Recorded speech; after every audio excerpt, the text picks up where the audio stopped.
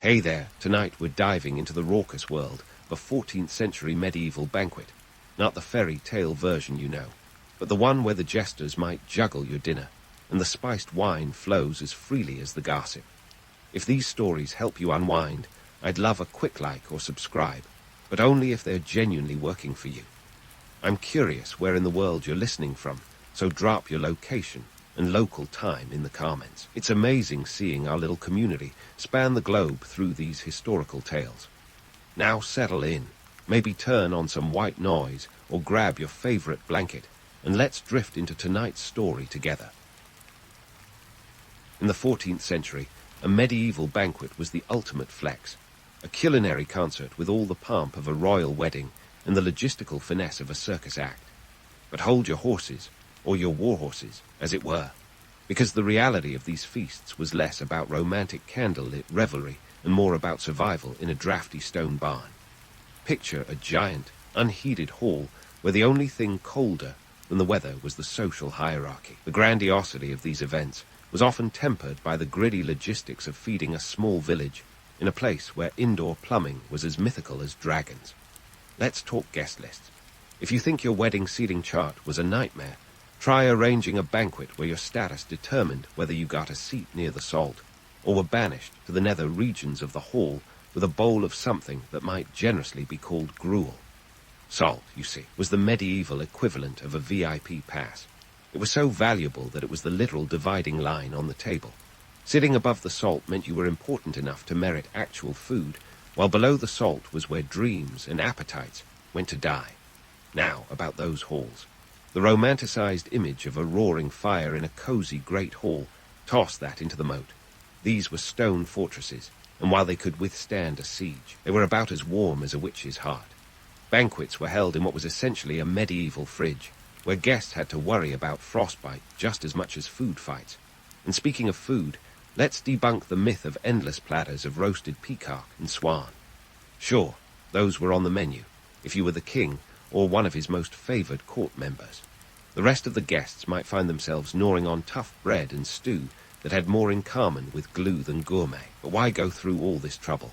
Beyond the sheer spectacle, feasts were political theater, a chance for the host to flaunt wealth and power like a medieval influencer. They were an opportunity to show off alliances, make new ones, and perhaps most importantly, remind everyone who really ran the show. The more lavish the spread, the more potent the message. I have resources and you don't, so let's keep that feudal system ticking along nicely. The food was as much about symbolism as sustenance. Exotic spices imported from the far reaches of the known world, cinnamon from Ceylon, pepper from India, weren't just about flavor. They were a geopolitical statement on your plate, a testament to the host's trade networks, and by extension, his influence. The banquet table was a map of power, wealth, and connections, one bite at a time. And then there were the entertainers. Forget Netflix. The medieval banquet had jesters, musicians, and performers to distract guests from the cold and the occasionally questionable cuisine. These performers were the medieval equivalent of a live-streamed variety show, complete with acrobatics and bawdy songs. They were also a handy way to drown out the sound of your neighbor's teeth chattering. Let's not overlook the sheer manpower required to pull off these feasts. A medieval kitchen was a hotbed of activity, quite literally, with cooks laboring over open flames to prepare dishes that could number in the hundreds. And then there were the servers, or trenchermen, who had the unenviable task of ferrying food from the kitchen to the hall while avoiding a culinary disaster on the rushes that covered the floor. The financial cost of a banquet was staggering. A single feast could cost a small fortune, equivalent to tens of thousands in today's dollars. This wasn't just about opulence, it was an investment in social capital. A well-executed banquet could strengthen your political position faster than you could say, pass the salt. So, next time you hear tales of medieval feasting, remember that behind the glamour was a gritty reality. The banquets were a dance of power and politics, served on a platter of logistics and leavened with a pinch of social tension. It wasn't just a meal, it was a medieval microcosm, complete with all the drama, intrigue, and, yes, the occasional peacock. Moving on from the grand spectacle of medieval banquets, let's sink our teeth into the real meat of the matter, the food itself. When it comes to culinary delights, or disasters, of the 14th century, prepare yourself for a roller coaster of flavors and questionable hygiene practices. We're talking about menus that would make a modern dietitian weep and a health inspector reach for the emergency phone. First up, let's address the piece de resistance of any self-respecting medieval feast, the peacock pie. Yes, you heard that right. The noble peacock, resplendent in its iridescent plumage, was not only a feast for the eyes, but also for the stomach, or at least that was the idea.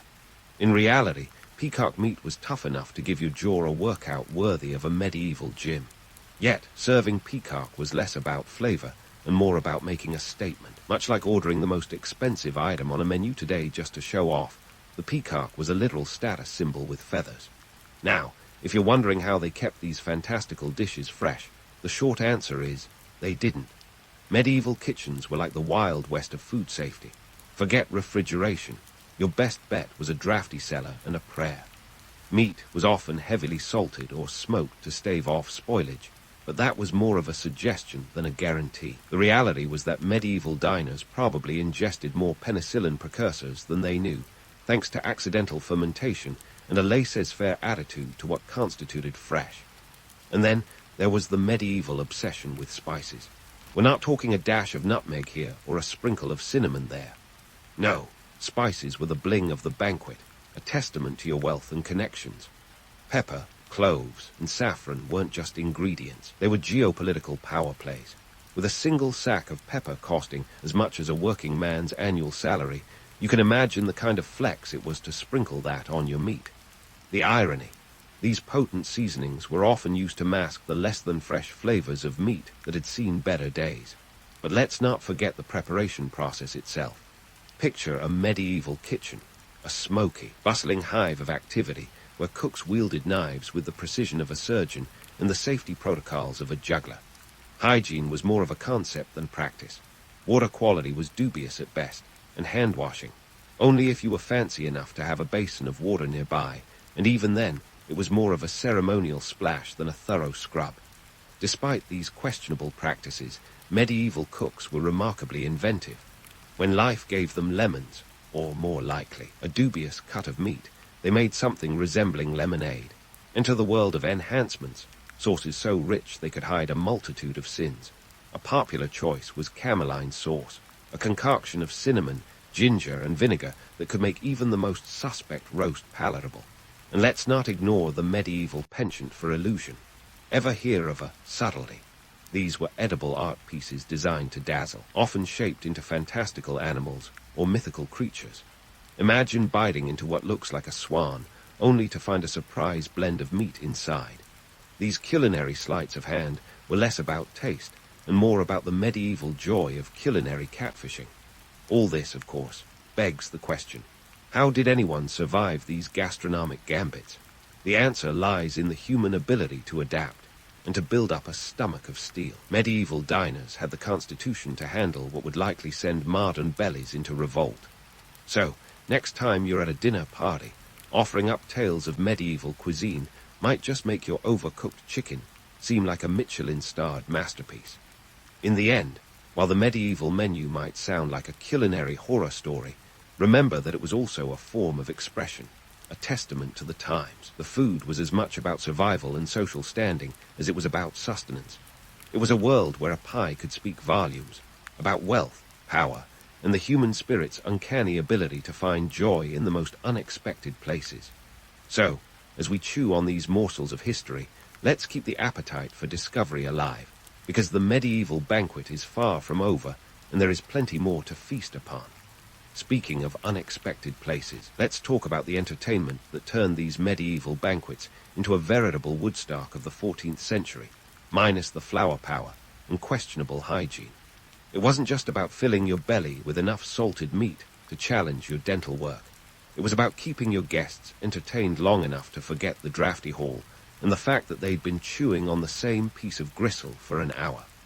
Enter the jesters, the medieval stand-up comics who danced precariously on the edge of humor and offense.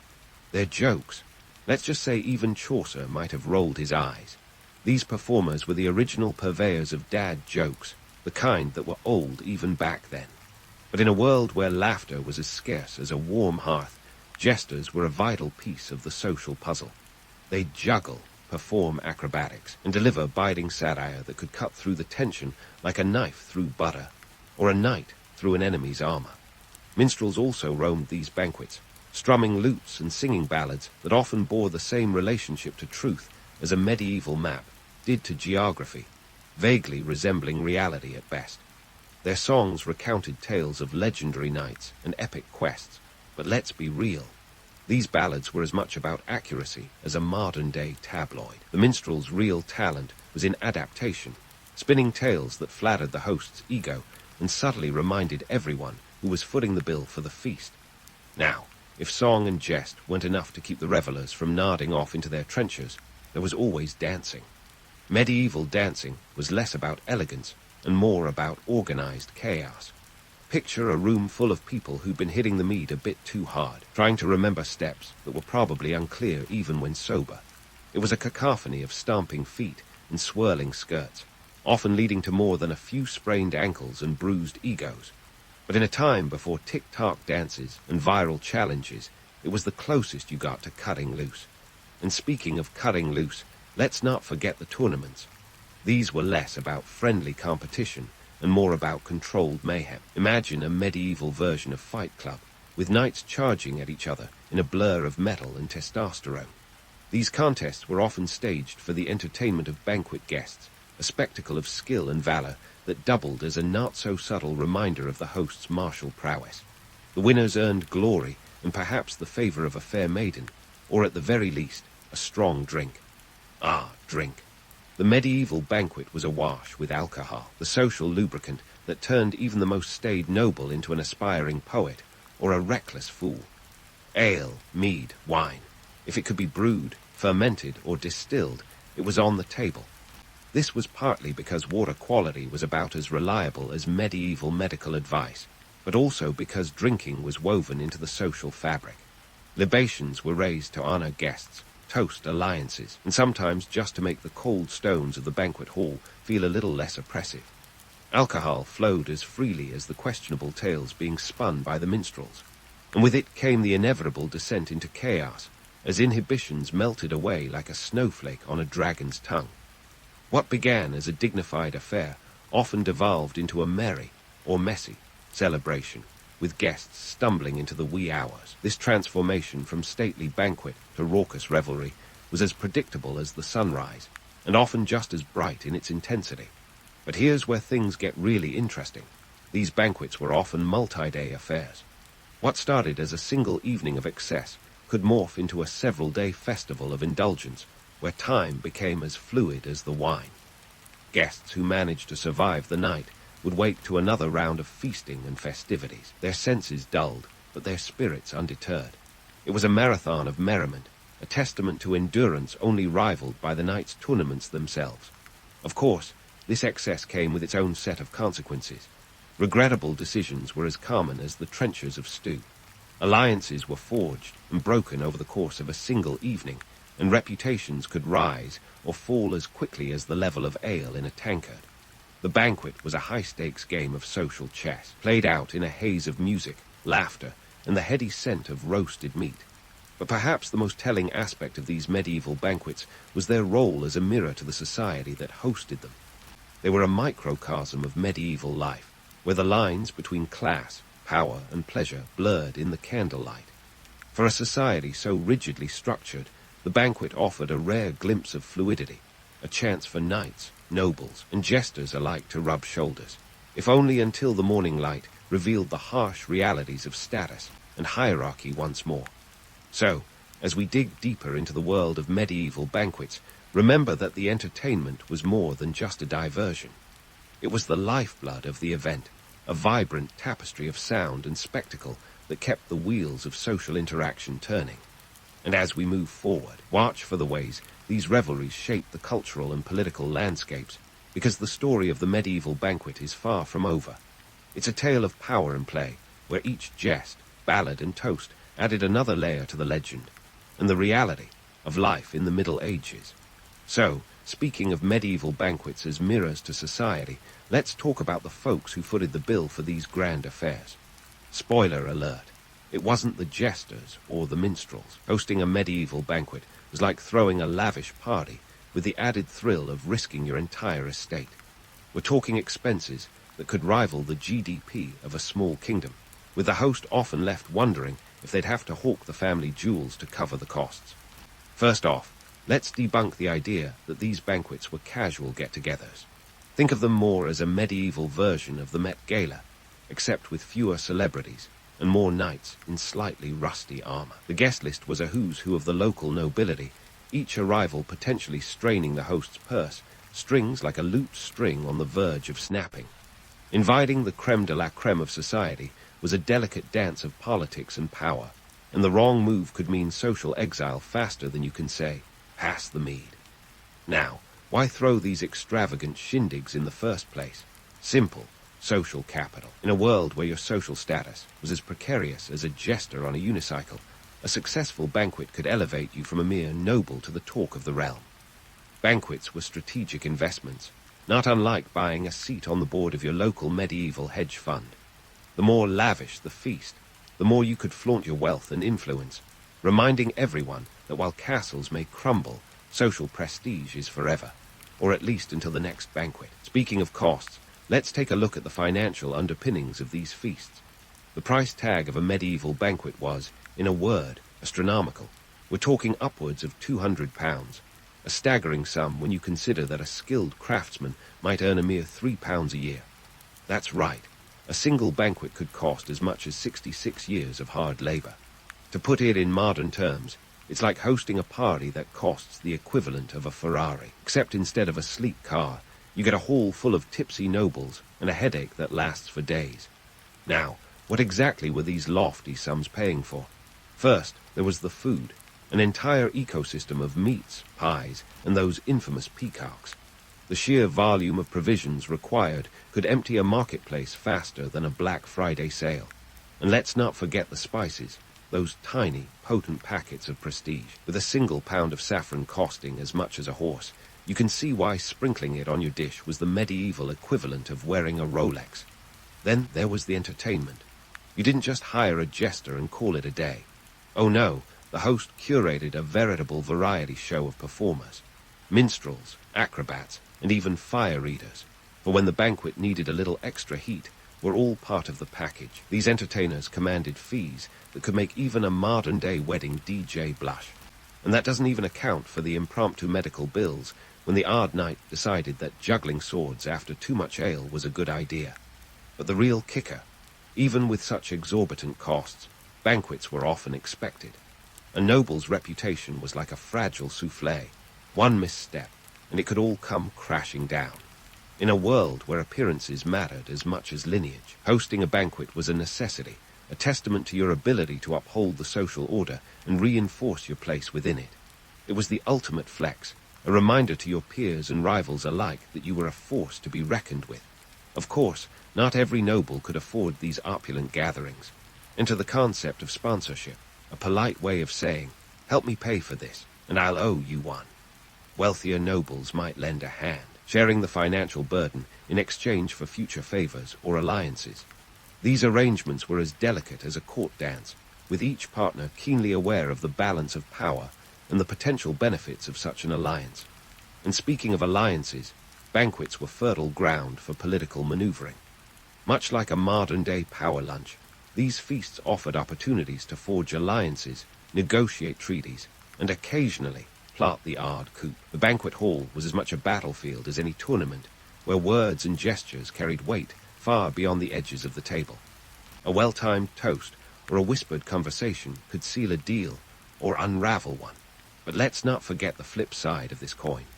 Hosting a banquet was a risky venture, with financial ruin lurking just beyond the flickering candlelight.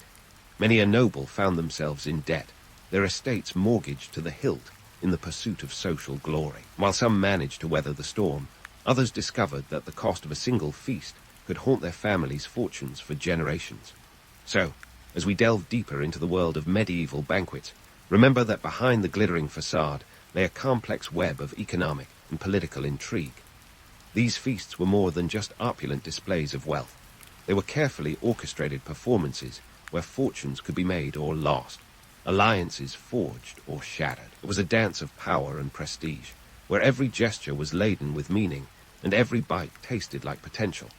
And with that, let's leave the banquet hall for a moment, with its echoes of laughter and clinking goblets, and look towards the broader tapestry of medieval life, a world where feasts weren't just about filling the belly, but about feeding the ambitions and dreams of an entire society. As we continue our journey, keep your eyes peeled for the next chapter, where the legend of the medieval banquet continues to unfold, revealing yet more layers of a story that's as rich and complex as the times in which it was told. As the echoes of laughter and the clinking of goblets fade into the medieval twilight, we're left with the gritty reality of what happens when the final toast is raised and the last minstrel packs away his loot. The aftermath of a medieval banquet was like waking up after a particularly wild night out, except instead of finding a pizza box on the floor, you'd stumble over a collapsed knight still clutching his chalice of mead. Yes, folks, the medieval hangover was real, and it was more than just a headache. It was a full-blown social migraine. Let's start with the cleanup, which was less about tidying up and more about damage control. Picture a team of servants who'd rather be anywhere else, tasked with restoring the great hall to something resembling order. The floor was a battlefield of discarded bones, sticky trenchers, and the occasional spilled goblet of wine. If you've ever been to a college party, you'll have some idea of the chaos, except replace solo cups with pewter goblets, and you're halfway there. These unsung heroes of the feasting world would spend hours scrubbing down tables, sweeping rushes, and generally praying that the lord of the manor wouldn't notice the dent in his favorite pewter plate. Then there were the hangovers. The medieval version wasn't just a dull throb. It was an all-consuming fog that could last for days. With ale and mead being the drinks of choice, it's not hard to imagine why. Ale was often brewed to be more potent than your average craft beer today, and mead had a sweetness that masked its alcohol content with the cunning of a jester's wit. The result? A morning after where even the most seasoned knight would find himself regretting that last round of toasts, often while trying to keep his breakfast down. But hangovers weren't just a personal problem. They were a political liability. Imagine waking up to find that, in the haze of the previous night's revelry, you might have accidentally promised your daughter's hand in marriage to the neighboring baron's awkward third son, or worse, pledged your support for a rival's dubious scheme. In a world where alliances were as fragile as a maiden's virtue in a bawdy ballad, a single slip of the tongue could send ripples through the social fabric faster than a plague of locusts through a wheat field. Speaking of political fallout, the aftermath of a banquet was a prime time for scheming and strategizing. While the host might have hoped to impress with his roast boar and subtlety displays, the real game was being played in the shadows. Nobles would retreat to their chambers or stroll the manor grounds, whispering alliances and plotting betrayals with the kind of fervor that would make a Game of Thrones episode look like a children's picnic. The banquet didn't end when the last guest left. It was merely the opening act of a much larger play, with each participant maneuvering for advantage in the ongoing chess match of medieval politics. Now, let's debunk the myth that medieval life was one endless party. Sure, the banquets were grand, but they were the exception, not the rule. Most days, life was about as exciting as watching paint dry if you were lucky enough to have paint. The average medieval existence was a grind of labor and survival, where the specter of famine, disease, and war was a constant companion. The glamour of the banquet was a fleeting escape, a brief respite from the harsh realities of a world where life expectancy was about as long as a modern warranty on a toaster. And let's face it, even the banquets themselves weren't all glitz and glamour. Behind the facade of opulence lay the stark truth. These events were as much about survival as they were about celebration. They were a chance to reinforce social hierarchies, to remind everyone of their place in the grand scheme. The food, the entertainment, the guests, every element was a cog in the great machine of medieval society, a machine that ground on despite the odds. So, what's the legacy of the medieval banquet? It's a testament to human ingenuity and endurance, a reminder that even in the face of adversity, people have always found ways to celebrate, to connect, to find joy. The banquet was a microcosm of medieval life, a world where every gesture, every bite, every whispered word was laden with meaning and potential. It was a dance of power and prestige, a game where the stakes were as high as the feast was lavish. In the end, the medieval banquet was more than just a meal. It was a symbol of an era, a reflection of a society that was as complex and layered as the dishes on its tables. And as we close the book on this chapter of history, let's remember that the story doesn't end here. The echoes of those feasts still resonate today, in every gathering, every celebration, where people come together to share food, stories, and laughter, proving that some things, at least, never change. In the beginning, there was dirt, but not just any dirt. This was prime time, VIP, red carpet dirt. We're talking about the Indus Valley, home to some of the earliest human settlements that decided to trade in the nomadic lifestyle for a little slice of settled heaven. Around 3300 BCE, when the rest of the world was still figuring out how to rub two sticks together, the folks in this region were busy planting seeds, both literally and metaphorically, for what would become one of the most sophisticated civilizations of its time. These early settlers were the original urban developers, setting the foundation for what would become Harappa and Mohenjo-Daro, cities so advanced they'd make modern urban planners weep into their blueprints. The Indus Valley, stretching across what is now northeastern Afghanistan, Pakistan, and northwestern India, is cradled by the mighty Indus River. This wasn't just some babbling brook. The river was the lifeline. Think of it as the Amazon prime of ancient resources, delivering fertile soil, water, and a means to trade. The river's regular flooding was the ancient version of the stock market's boom, depositing rich silt onto the plains and making agriculture a very achievable dream. And when you're an early human community that's got access to fertile land, abundant water, and a climate that doesn't want to kill you every 6 months, you're pretty much set. Now, you might think that these early settlers just stumbled upon this patch of paradise, but the truth is, they were like the Indiana Joneses of their time, intrepid explorers seeking out the best spots to put down roots. They recognized the potential of the land, and with a little ingenuity and a lot of sweat, they turned it into an agricultural powerhouse. Wheat, barley, peas, dates, they grew it all like they were running a Whole Foods before it was cool. This wasn't just subsistence farming either. They were producing enough to feed large communities, which meant more time to develop the arts, crafts, and those famous grid-like city layouts. Speaking of which, Harappa and Mohenjo-Daro didn't just spring up overnight like ancient Las Vegas. These cities were planned with the kind of precision that would make even the most meticulous modern architect nod in grudging respect. The streets were laid out in a neat grid pattern, a design choice so ahead of its time that it still puts to shame some modern cities where getting lost is a rite of passage. The main streets were wide enough for ox carts, suggesting that traffic jams were a problem even back then, though perhaps not as maddening as today's road rage. The houses, they were no crude huts. These were brick structures, some with as many as 2 stories, complete with private wells and bathrooms. Yes, you heard that right, bathrooms. This was not your average hole in the ground. Mohenjo-Daro had a sophisticated drainage system that would make any city planner jealous. Imagine ancient people prioritizing sanitation when some modern places still think it's optional. While we're on the subject of urban planning, let's not forget the Great Bath of Mohenjo-Daro, a massive public water tank that suggests these folks took communal baths seriously. Scholars say it might have been used for religious or social purposes, which sounds a lot like modern-day spas, minus the cucumber slices. And though it's tempting to romanticize the Indus Valley as a utopia of cleanliness and order, let's keep it real. These early urbanites had their fair share of problems. For one, archaeology tells us they experienced significant flooding, forcing them to rebuild repeatedly.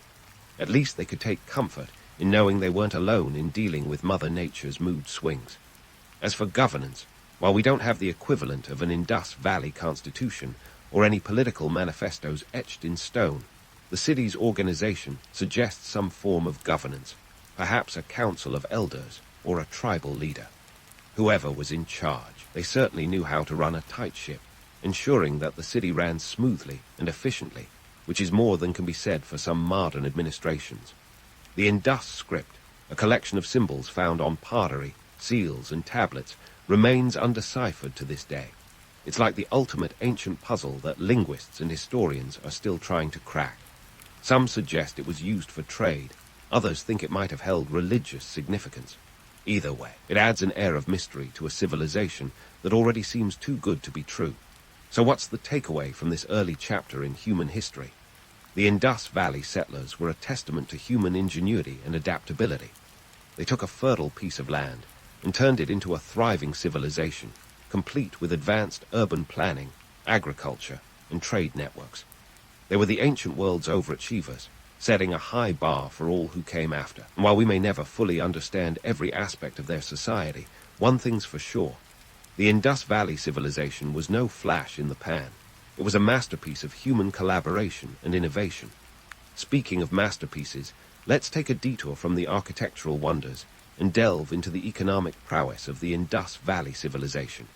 Picture this, a bustling marketplace not of stark tickers or digital wallets, but of beads, bangles, and bartering. While today's financial wizards might marvel at cryptocurrency, the Indus folks were rocking a system that was more bead and seal than Bitcoin and steel.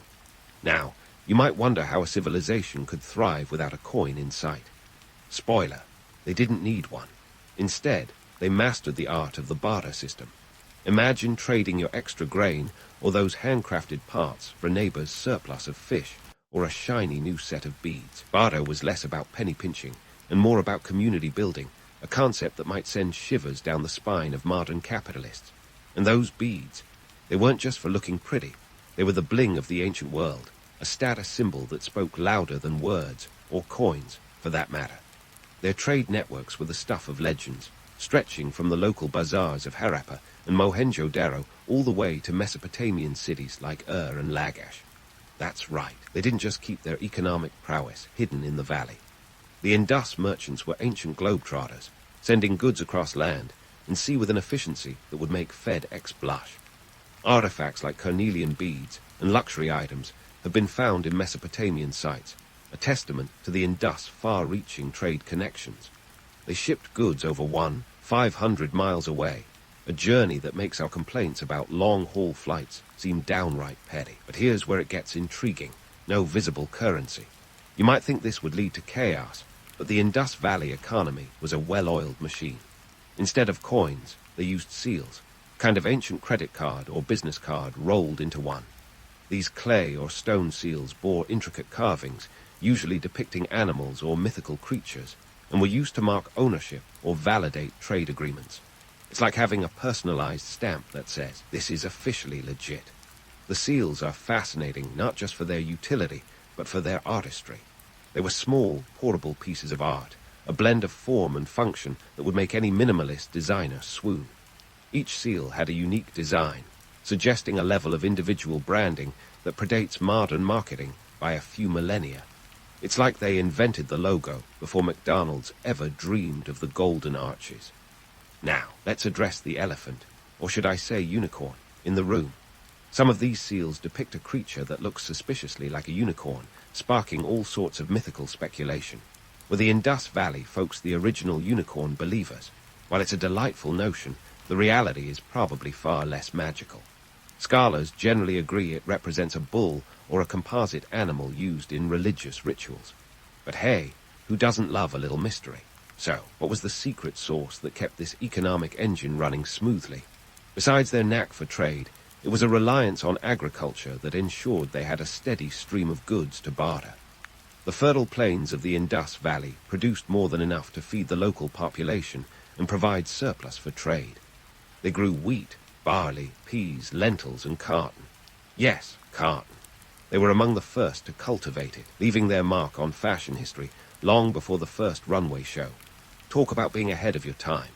In managing their agricultural surplus, the Indus people demonstrated an understanding of storage and preservation that would impress even the most meticulous prepper. Granaries were strategically placed in cities like Harappa, indicating a centralized system of distribution and control. Imagine a community pantry on steroids, with enough food to weather any storm, literal or metaphorical. This level of organization points to a society that valued planning and foresight, qualities that undoubtedly contributed to their economic success. But let's not paint too rosy a picture. Despite their remarkable achievements, life in the Indus Valley wasn't all smooth sailing. The civilization faced its share of challenges, from environmental changes to resource management. The Indus River, while a source of life, was also a source of unpredictability. Flooding was a constant threat, requiring resilience and adaptability. And while their trade networks were vast, they were also vulnerable to disruptions. Political upheavals in distant lands could impact the flow of goods, a reminder that even ancient economies weren't immune to the whims of geopolitics. So, as we marvel at their economic prowess, let's not forget the grit and determination it took to keep the wheels turning. The Indus Valley civilization was a testament to human ingenuity, a society that thrived without the trappings of modern finance, relying instead on community, craftsmanship, and a bit of good old-fashioned trade. They were the original masters of the barter system, proving that sometimes the best things in life really are free, or at least traded for a handful of beads. And speaking of the best things in life, let's talk about peace, or the alleged abundance of it in the Indus Valley.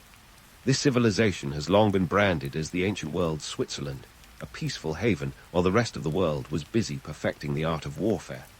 But was it all tranquility and cumbaya, or have we been hoodwinked by some seriously slick ancient PR? Now, here's where it gets interesting, or suspicious, depending on how you look at it. Archaeologists have dug up plenty of artifacts from the Indus Valley, but weapons of war, not so much. Sure, they found tools and implements that could double as weapons in a pinch, like copper and bronze implements. But when it comes to the kind of weaponry that screams, "I'm ready for a skirmish," there's a notable void. No swords, no chariots, and certainly no evidence of large-scale fortifications that suggest they were gearing up for a siege. So, does this mean the Indus people were the ultimate pacifists, sipping whatever the ancient equivalent of chamomile tea was while everyone else was sharpening their spears? Well, not exactly. You see, the absence of evidence is not necessarily the evidence of absence. Just because they didn't leave behind a treasure trove of weapons doesn't mean they didn't have their own ways of settling disputes. Some scholars suggest that the lack of weapons might indicate a different kind of social structure, one that relied more on trade and diplomacy than on brute force. Maybe they were the smooth talkers of the ancient world, able to negotiate their way out of a conflict before it even started. After all, when your economy is built on trade networks as extensive as theirs, making enemies isn't exactly good business. But let's not get too carried away with the idea of the Indus Valley as some kind of ancient utopia. While it's tempting to envision them as the original flower children, it's more likely they had their own methods of keeping the peace. Perhaps community sanctions, social pressure, or even a council of elders who settled disputes with a stern word and a pointed glance. It's a bit like imagining an ancient neighborhood watch, keeping the peace with less of the brawn and more of the brain. Yet, there's still an allure to the notion that they might have been more peaceful than their contemporaries. Other civilizations at the time, like those in Mesopotamia and Egypt, were busy building empires with the help of armies and conquests. In contrast, the Indus Valley seemed to have put their energy into infrastructure and trade, which might suggest a more cooperative society, or at least one that didn't glorify the art of war. But let's not pretend they were strangers to conflict. The presence of injury marks on some skeletal remains suggests that violence wasn't entirely off the table. It's possible that disputes were resolved at a personal level without escalating into full-blown warfare.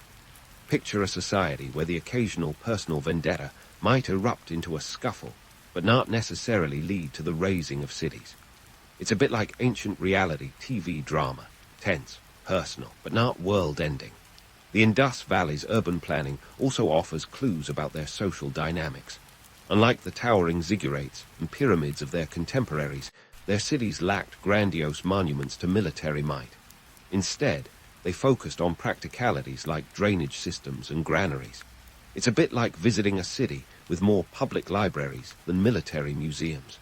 Sure, it might not scream power, but it certainly suggests a society focused on civic welfare. Let's not forget the Great Bath of Mohenjo-Daro. While its exact purpose remains a mystery, it's tempting to think of it as a symbol of communal life, a place where people gathered not just for ritualistic cleansing, but perhaps to resolve conflicts through dialogue rather than combat. Imagine a society where the town square was more about debate than dueling.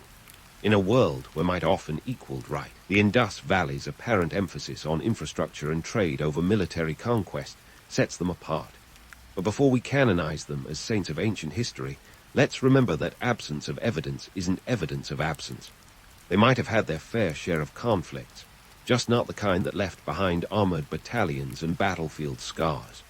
So, what's the takeaway from this peace-loving, or at least peace-leaning, civilization? The Indus Valley folks might not have been the warrior poets of their age, but they were undoubtedly masters of a different kind of art, the art of living in harmony with each other and their environment, or at least trying to. They remind us that strength doesn't always have to be measured in swords and shields. Sometimes it's about the quiet resilience of community and cooperation. As we ponder this ancient enigma, let's keep an open mind about the complexities of human society.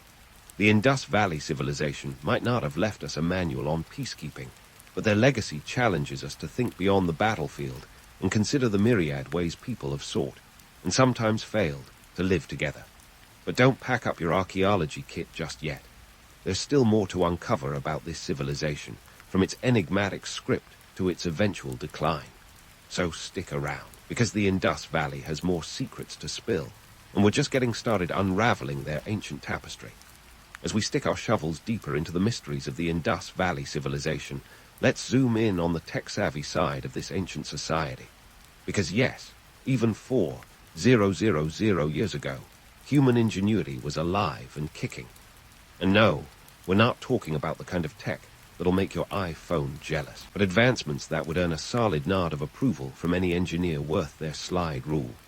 First up, let's tackle their enigmatic script, a collection of symbols that have kept linguists scratching their heads for decades. Found etched on pottery, seals, and tablets, the Indus script is the ancient world's version of a locked diary, filled with secrets of a civilization that knew how to keep its cards close to its chest. Over 400 distinct symbols have been identified, yet no Rosetta Stone has come to our rescue. Linguists are still trying to decipher whether these symbols represented sounds, ideas, or a good old mix of both.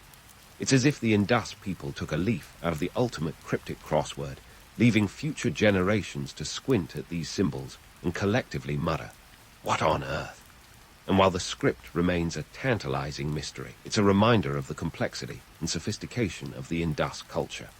Some scholars suggest that this script was primarily used for trade or administrative purposes, while others think it had religious significance. Either way, it adds a layer of intrigue to a civilization that was clearly more than just mud, bricks, and barter deals. But let's not get too starry-eyed. The reality is that until we crack this linguistic code, we're left playing the guessing game, albeit a fascinating one. Now, onto something a bit more concrete, literally. The Indus Valley's urban sanitation system is a marvel that would leave even modern plumbers tipping their hats. These folks weren't just content with a hole in the ground. They were pushing the envelope in urban hygiene. Mohenjo-Daro, in particular, boasted a drainage system that was the envy of the ancient world. Picture this. Well-planned streets with covered drains running alongside them, a feature that would still impress city planners today. It's like a plumbing utopia, where waste management wasn't just an afterthought, but a priority etched into the very layout of the city. What's fascinating is the sheer scale of this system. Houses were equipped with bathrooms featuring an early form of a flush toilet, which funneled waste into the drains. Talk about forward thinking. The water used was often channeled from private wells, ensuring that hygiene wasn't just a communal affair, but a personal one as well. This level of sanitation sophistication suggests a society that prioritized public health, long before the concept was even a glimmer in modern civilization's eye. But let's not sugarcoat their plumbing prowess. While their drainage systems were impressive, they weren't immune to the whims of nature. The Indus River, their lifeline, had a temperamental side, prone to flooding with a frequency that would make even the most seasoned meteorologist wince. This flooding wasn't just an inconvenience, it was a game changer, forcing residents to rebuild again and again. It's a bit like having a house with a leaky roof, except your whole city is the house, and the leaks are catastrophic floods. Now, as we dive into the mystery of why this civilization vanished around 1900 BCE, it's time to put on our detective hats and sift through theories that range from the plausible to the downright fantastical. Was it climate change, overpopulation, or perhaps a cosmic prank pulled by aliens? Spoiler alert, the alien theory is about as credible as a tabloid headline. but it sure makes for a good story around the campfire. Let's start with the more grounded theories. Climate change is a prime suspect in this ancient whodunit. Evidence suggests that around this time, the region experienced a significant shift in climate, leading to decreased rainfall and a drying up of the Gagahakra River, considered by some to be the ancient Sarasvati River. Without their reliable water supply, agriculture would have taken a hit, leading to food shortages and forcing communities to disperse in search of greener pastures. It's a classic case of nature pulling the rug out from under a thriving civilization, leaving them scrambling to adapt to a new, harsher reality. Another theory points to tectonic activity, which could have caused shifts in river courses, disrupting the delicate balance of their ecosystem. Imagine waking up one day to find your river, the very artery of your livelihood, has decided to take a detour. It's like Mother Nature decided to play a cruel game of musical chairs, and the Indus Valley was left standing when the music stopped. And then there's the possibility of internal factors like overpopulation and resource depletion. With cities expanding and resources becoming stretched, it's conceivable that the civilization reached a tipping point. When you've got more mouths to feed than food to feed them with, even the most advanced drainage system can't save you. But let's not forget the most tantalizing factor in this ancient mystery: the lack of any clear evidence of invasion or warfare. Unlike other civilizations that met their demise at the pointy end of a sword, the Indus Valley's decline seems more like a slow fizzle than a dramatic crash. This has led some to speculate that their downfall was more of a whimper than a bang, a gradual decline rather than a catastrophic event. So, what's the real story behind the disappearance of the Indus Valley civilization? The truth is, it's likely a combination of factors: a perfect storm of environmental challenges, sore strains, and perhaps a touch of bad luck. And while we may never pinpoint the exact cause, the enduring mystery of their decline only adds to the allure of a society that was remarkably advanced for its time. As we wrap up this chapter of our historical dive, let's keep in mind that the Indus Valley civilization was a testament to human resilience and ingenuity. Despite the challenges they faced, they left behind a legacy that continues to fascinate and baffle us. From their undeciphered script to their impressive urban planning, they remind us that history is as much about the questions we ask as the answers we find. But hold on to your hats, because the story isn't over yet. There's still more to uncover about this enigmatic civilization, and in our next chapter, we'll delve deeper into the cultural tapestry they wove, exploring the art, religion, and societal norms that defined their way of life. So stay tuned, because the Indus Valley still has more secrets to spill, and we're nowhere near done unraveling their ancient tapestry. As we delve deeper into the cultural tapestry they wove, it's time to reflect on how the Indus Valley civilization left its mark on history and on our present-day world. Imagine a civilization so advanced, yet so elusive, that it continues to baffle historians. And that's not just because their writing makes hieroglyphics look like child's play. The Indus Valley's legacy is like an ancient ripple that has spread through time, influencing later cultures and even leaving traces that resonate in modern India. First, let's talk architecture. The grid-like city planning of Harappa and Mohenjo-Daro was nothing short of revolutionary. Think of it as the ancient blueprint for urban living, where practicality met ingenuity. Fast forward to today, and you'll find echoes of this organized chaos in the bustling streets of modern cities. Sure, the traffic is worse, and the air conditioning is a bit more advanced, but the core idea of structured urban planning remains. And while we're on the subject of modern conveniences, let's not forget those ancient drainage systems.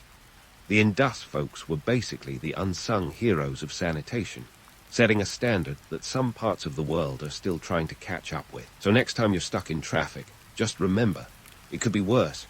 You could be riding an ox cart down a muddy path with no drainage in sight. Now let's shift gears to agriculture. The Indus Valley was a veritable breadbasket: wheat, barley, peas, and even cotton. Yes, they were growing cotton when the rest of the world was still figuring out what to do with sheep. This agricultural prowess laid the groundwork for the subcontinent's agrarian economy, a legacy that persists in the fields of modern India. Today, India is one of the world's largest producers of wheat and cotton, a testament to the enduring impact of these ancient farmers. They were the original green revolutionaries, cultivating crops with a sophistication that was millennia ahead of its time. But enough about food and toilets. Let's talk trade. The Indus Valley's trade networks were the stuff of legends, stretching across lands and seas in a way that would make even Marco Polo do a double take. They swapped goods with Mesopotamia and beyond, laying the groundwork for the global trade networks we have today. In a world where trade war is more headline than history, it's refreshing to look back at a civilization that saw the value in cooperation over confrontation. And while we're not suggesting they had a proto-world trade organization, their emphasis on trade and diplomacy was a nod to the power of economic alliances, a lesson that remains relevant in our interconnected world. So, what if the Indus Valley civilization hadn't disappeared? It's a tantalizing what-if scenario that could keep historians and sci-fi writers up at night. Imagine a world where their urban planning, agricultural advancements, and trade networks continued to evolve without interruption. Would they have pioneered new technologies, leaving us with flying ox carts and drone-delivered barley? Or perhaps they would have developed a political system that balanced order with innovation, showing the world a new way to govern. While we're indulging in these flights of fancy, it's important to remember that history is messy and unpredictable. The Indus Valley's decline, while unfortunate, was a reminder of the fragility of civilizations, a cautionary tale that echoes through the ages. Now, let's address the elephant, or should I say the unicorn, in the room, the Indus script. This undeciphered script is like the ultimate ancient puzzle, and while we may never crack its code, the mere fact of its existence speaks volumes about the complexity of this civilization. Some speculate it was a tool for trade, others think it held religious significance. Whatever the case, it adds a layer of mystique to a society that was already veiled in enigma. It's as if the Indus people left us a message in a bottle, tossed into the ocean of time, daring us to decode their secrets. In reflecting on the Indus Valley's legacy, it's tempting to romanticize their achievements as a golden age of peace and prosperity. But let's not forget the grit and determination it took to build their society. They faced environmental challenges, resource constraints, and the ever-present threat of flooding. Their resilience in the face of adversity is a testament to human ingenuity, a reminder that progress often comes at a price. Yet, despite these challenges, they created a civilization that was remarkably advanced for its time, a beacon of human achievement that still shines brightly today. As we wrap up this historical journey, let's leave with a few sharp observations about the Indus Valley's enduring significance. They remind us that innovation isn't the exclusive domain of modernity. It's been a part of the human story for millennia. Their emphasis on urban planning, agriculture, and trade offers lessons in sustainability and cooperation that are as relevant now as they were then. And while we may never fully unravel their mysteries, their legacy challenges us to think beyond the here and now, to imagine new possibilities, and consider the impact of our actions on future generations. So, as you drift off to sleep, ponder the echoes of the Indus Valley civilization, the ancient world's masterclass in urban living, trade, and sustainability. They might not have left us with a complete instruction manual, but their story is a reminder that history is as much about the questions we ask as the answers we find. And who knows, maybe one day we'll finally crack the code of their script, unlocking the secrets of a civilization that continues to captivate and inspire us. Until then, keep dreaming, keep questioning, and remember, history is always just a little bit more complex and interesting than we think. In the bustling, sandy bazaars of ancient Mesopotamia, the air was thick with the pungent bouquet of humanity. Now, let's be real. The ancient world didn't smell like a field of daisies on a spring day. Think more along the lines of a crowded subway car in July.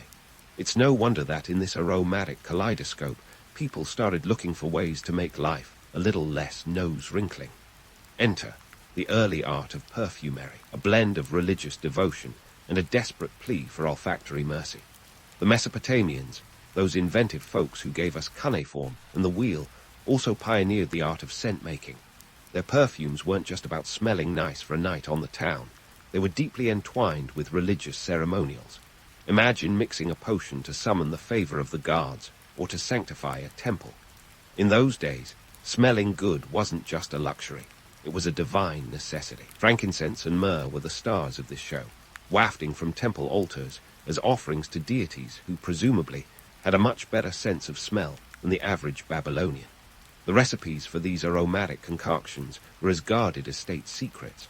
Scribes would note down formulas with the precision of a modern-day chemist. Take the famous Akkadian perfume of the gods, a heady blend of cedar oil, myrrh, and cinnamon. It wasn't just mixed together willy-nilly. Oh no, this was a process. Cedar oil was imported from Lebanon, a trek of over 500 miles, which meant these perfumes were not just a sensory experience, but an economic powerhouse. Traders would journey across deserts and seas just to get their hands on these precious ingredients. Now, let's pivot to our friends in Egypt, who took the art of scent to a whole new level. Egyptians were as serious about their perfumes as they were about their pyramids. For them, it wasn't just about masking the occasional whiff of Nile fish. It was about immortality. They believed the gods themselves had a signature scent. The divine fragrance of the god Ra, for instance, was thought to be the smell of resinous myrrh. And who wouldn't want to smell like a god, especially if it meant tipping the scales in your favor in the afterlife? Perfume making in Egypt was an elaborate affair. The Egyptians were not shy about opening their wallets, or rather, their treasure chest. They would send expeditions to the fabled land of Punt, presumably located somewhere along the Red Sea, to procure myrrh and frankincense. This wasn't a quick weekend getaway. It was a months-long expedition, complete with a fleet of ships and enough manpower to rival a small army. The cost, astronomical, but for the Egyptians, it was worth every deban, a unit of currency that in today's terms would make your eyes water faster than a splash of too strong cologne. These fragrant treasures did more than just fill the coffers of savvy traders. They fueled the economy. The demand for perfumes created a bustling trade network stretching from the Arabian Peninsula to the Mediterranean. Traders became the rock stars of their day, strutting through markets with bags of precious resins that could command a king's ransom. And speaking of kings, the pharaohs themselves weren't above a little olfactory indulgence. Queen Hatshepsut, the powerhouse female pharaoh, famously commissioned vast quantities of incense to be burned in her honor, ensuring she smelled fantastic both in this life and the next. But let's not get too carried away by the romance of it all. Yes, the ancient world had its share of glamorous myths, but it also had its harsh realities. Perfumes were often as much about hiding the less-than-pleasant aromas of daily life as they were about divine worship. After all, when your typical day involves herding goats, building pyramids, or marching to war, a little fragrance can go a long way in keeping spirits high, even if just by keeping noses happy. So there you have it, the origins of perfume, a blend of necessity, spirituality, and a dash of economic savvy. In an ancient world that was more eau de farmyard than eau de toilette, these scents were a breath of fresh air, literally. As we continue to explore the history of fragrance, remember, it's not just about smelling good.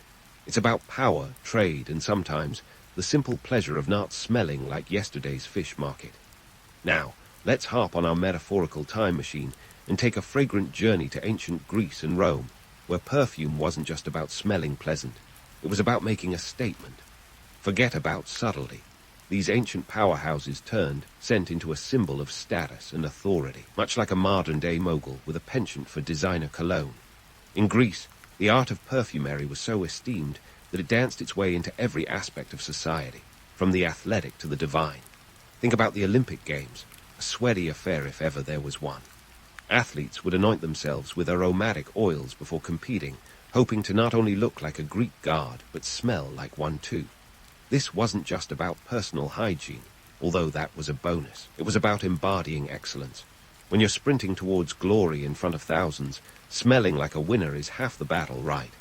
But the Greeks didn't stop at athletics. Perfumes seeped into religious ceremonies, weddings, and even funerals. A Greek wedding without the scent of wildflowers and exotic spices would be like a cake without icing, technically complete, but lacking any real flair. Perfumes were as much a part of social rituals as the speeches and toasts. And let's not forget the gods, who were thought to have celestial scents that mortals could only imitate. The Greeks believed that certain fragrances could summon these divine beings, or at least catch their attention. Talk about upping the stakes for your next temple visit. Meanwhile, over in Rome, the emperors took the notion of fragrant indulgence and cranked it up to 11. It said that Emperor Nero, the man who allegedly fiddled while Rome burned, was so obsessed with scent that he had rose petals scattered across banquet floors to a depth that would make any modern florist weep with envy. And the roses weren't just for looks.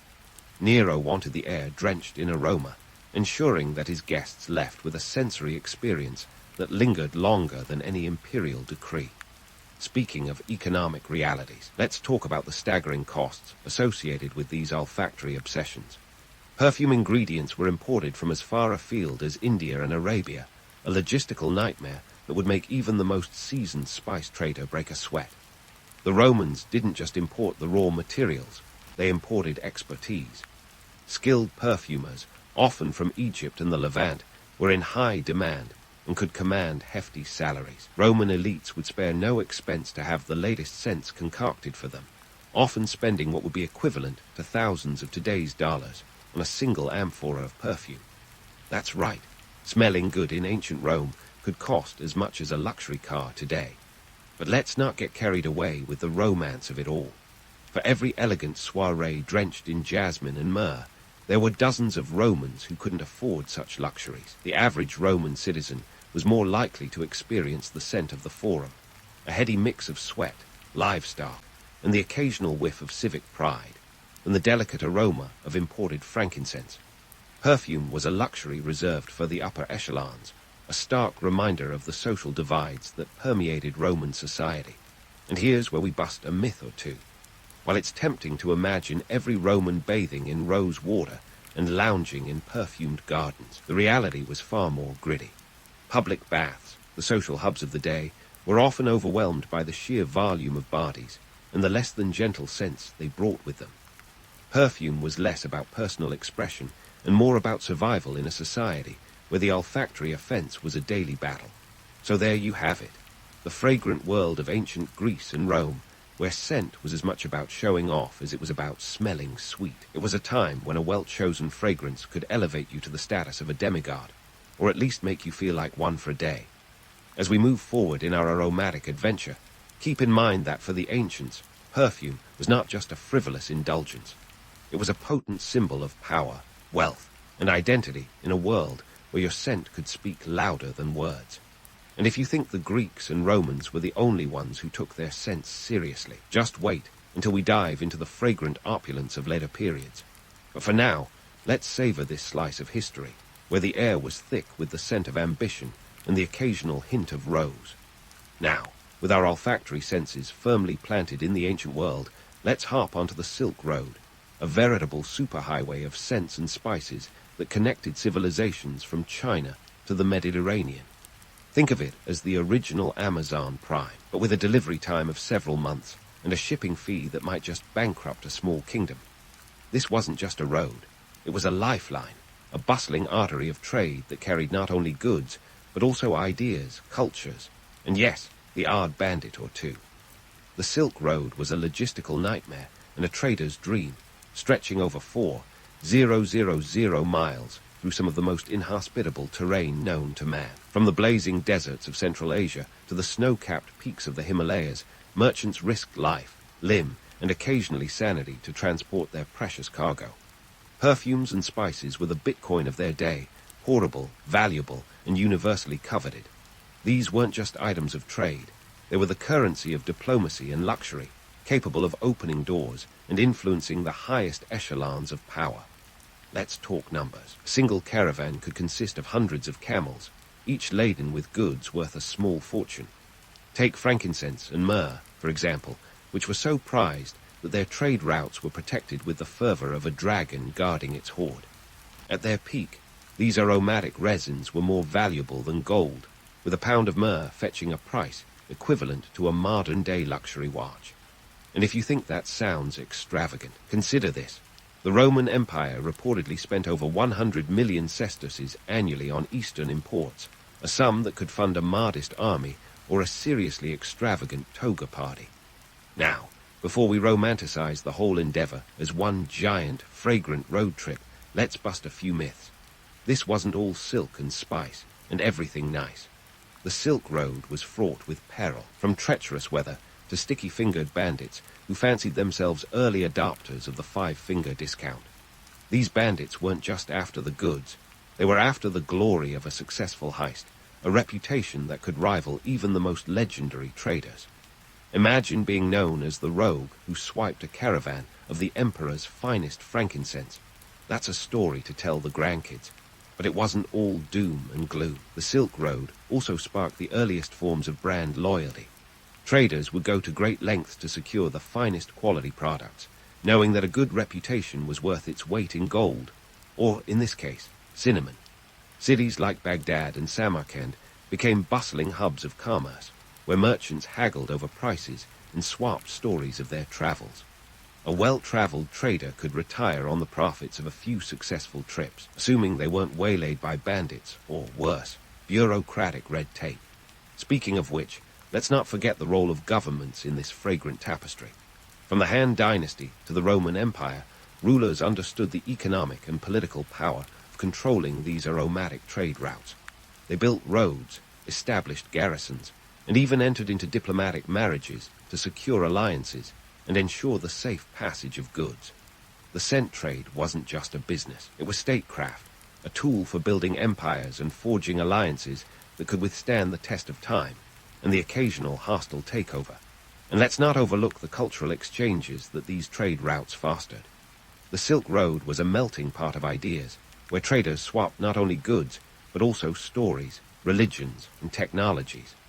The spread of Buddhism, for instance, owes much to the merchants who carried its teachings along with their spices and silks. In this way, the scent trade became a catalyst for one of history's greatest cultural exchanges, paving the way for a world that was more connected, more diverse, and dare we say, more fragrant. Yet, amid the heady aroma of frankincense and the exotic allure of cinnamon, it's crucial to remember the harsh realities that underpinned this global trade. The profits were immense, but so were the risks. Caravans faced not only the threat of bandits, but also the relentless march of time, as the sands of the desert could shift and obliterate a path as easily as they uncovered a forgotten one. The Silk Road was more than just a route for goods. It was a testament to human ingenuity, resilience, and the eternal quest for something better, even if that something was simply a world that smelled a little sweeter.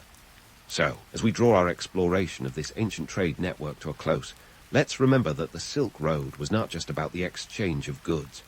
It was about the exchange of ideas, cultures, and above all, the pursuit of a dream that, much like the fragrances it traded in, lingered long after the caravans had passed.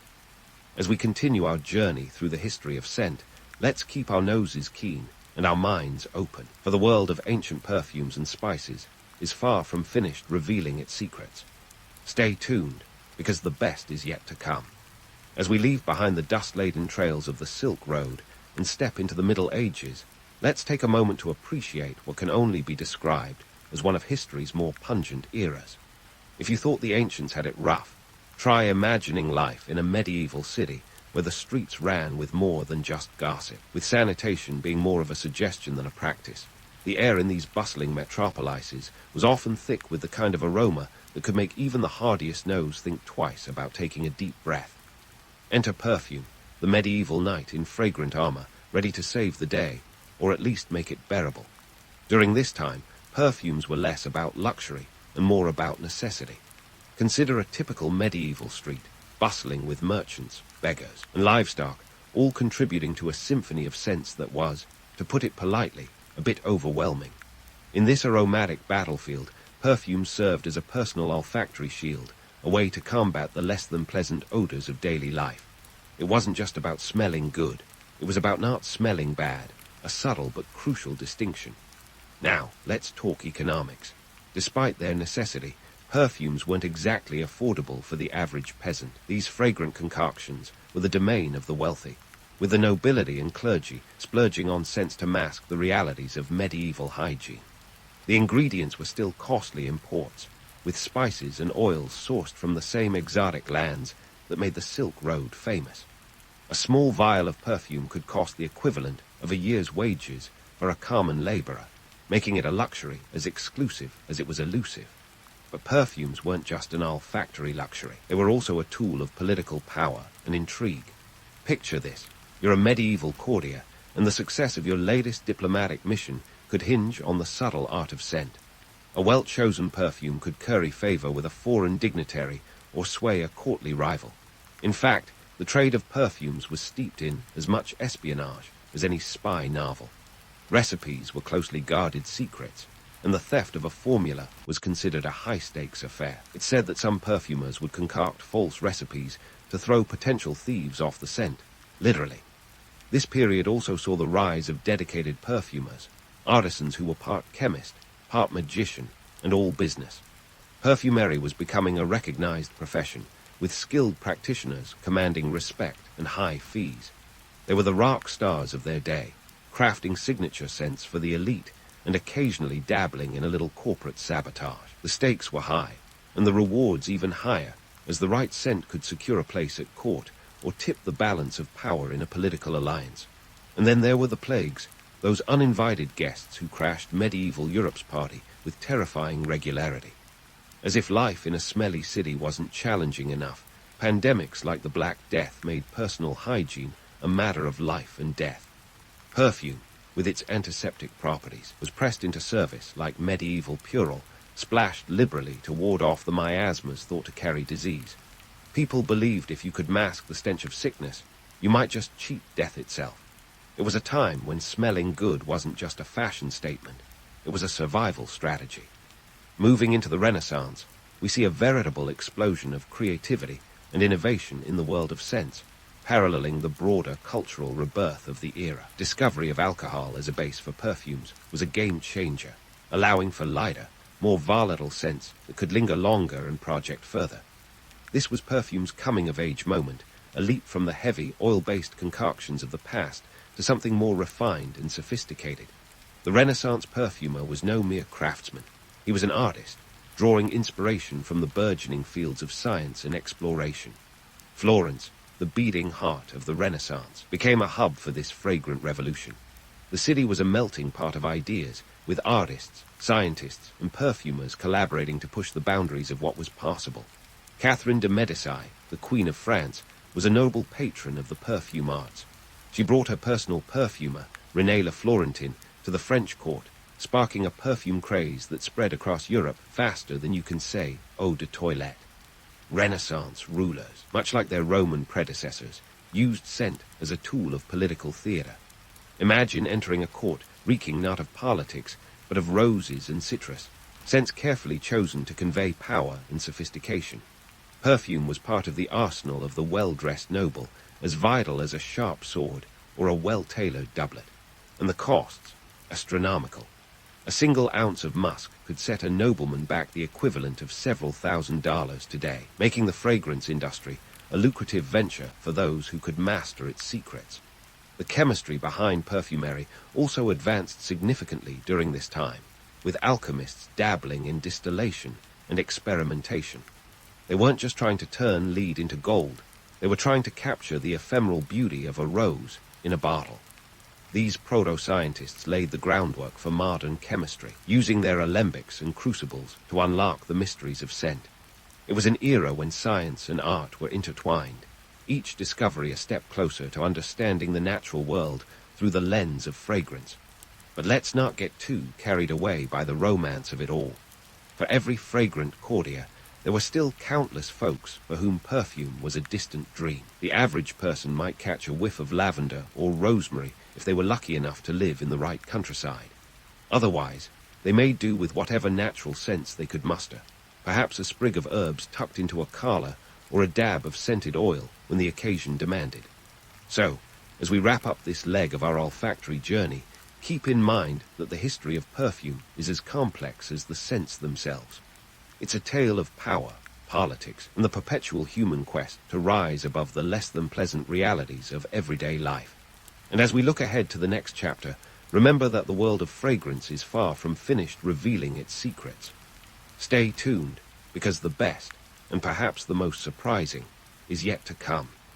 As we drift from the Renaissance's scented salons into the industrial hum of the modern age, the world of perfume was about to undergo a transformation as radical as a caterpillar becoming a butterfly, or in this case, a bottle of Chanel No.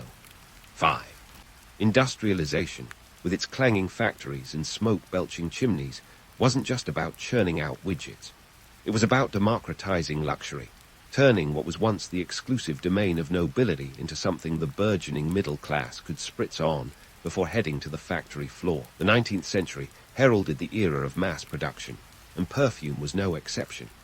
With the invention of synthetic compounds, perfumers no longer had to rely on the whims of nature or the treacheries of far-flung trade routes to procure their ingredients.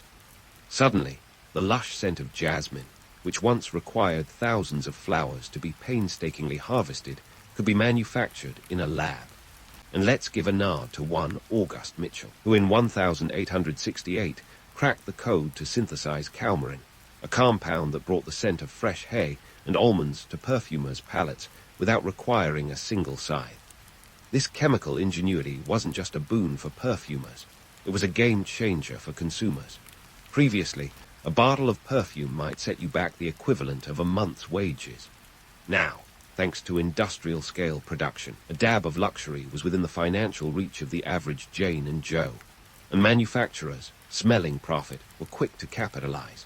By the early 20th century, the perfume industry was a multi-million-dollar behemoth, with Paris at its fragrant epicenter, cranking out scents like they were going out of style, which, in the fast-paced world of fashion and fragrance, they very often were. Enter the era of marketing, where perfume became less about masking odors or divine pretensions and more about identity. If the Renaissance gave birth to the artist perfumer, the modern age birthed the marketing maven. Perfume wasn't just a scent, it was a lifestyle, a brand, a way of telling the world who you were, or, more importantly, who you aspired to be.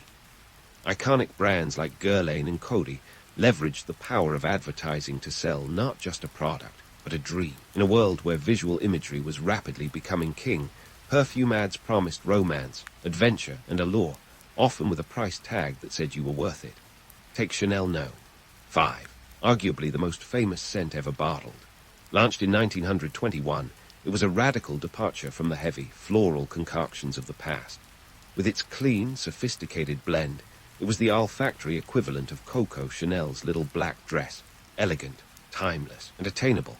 The marketing campaign was nothing short of genius. Rather than focusing on the scent itself, the ads sold a vision of modern womanhood, independent, chic, and just a little bit mysterious. And we can't discuss Chanel without mentioning Marilyn Monroe, who famously claimed to wear nothing to bed but a few drops of the perfume. Talk about marketing gold.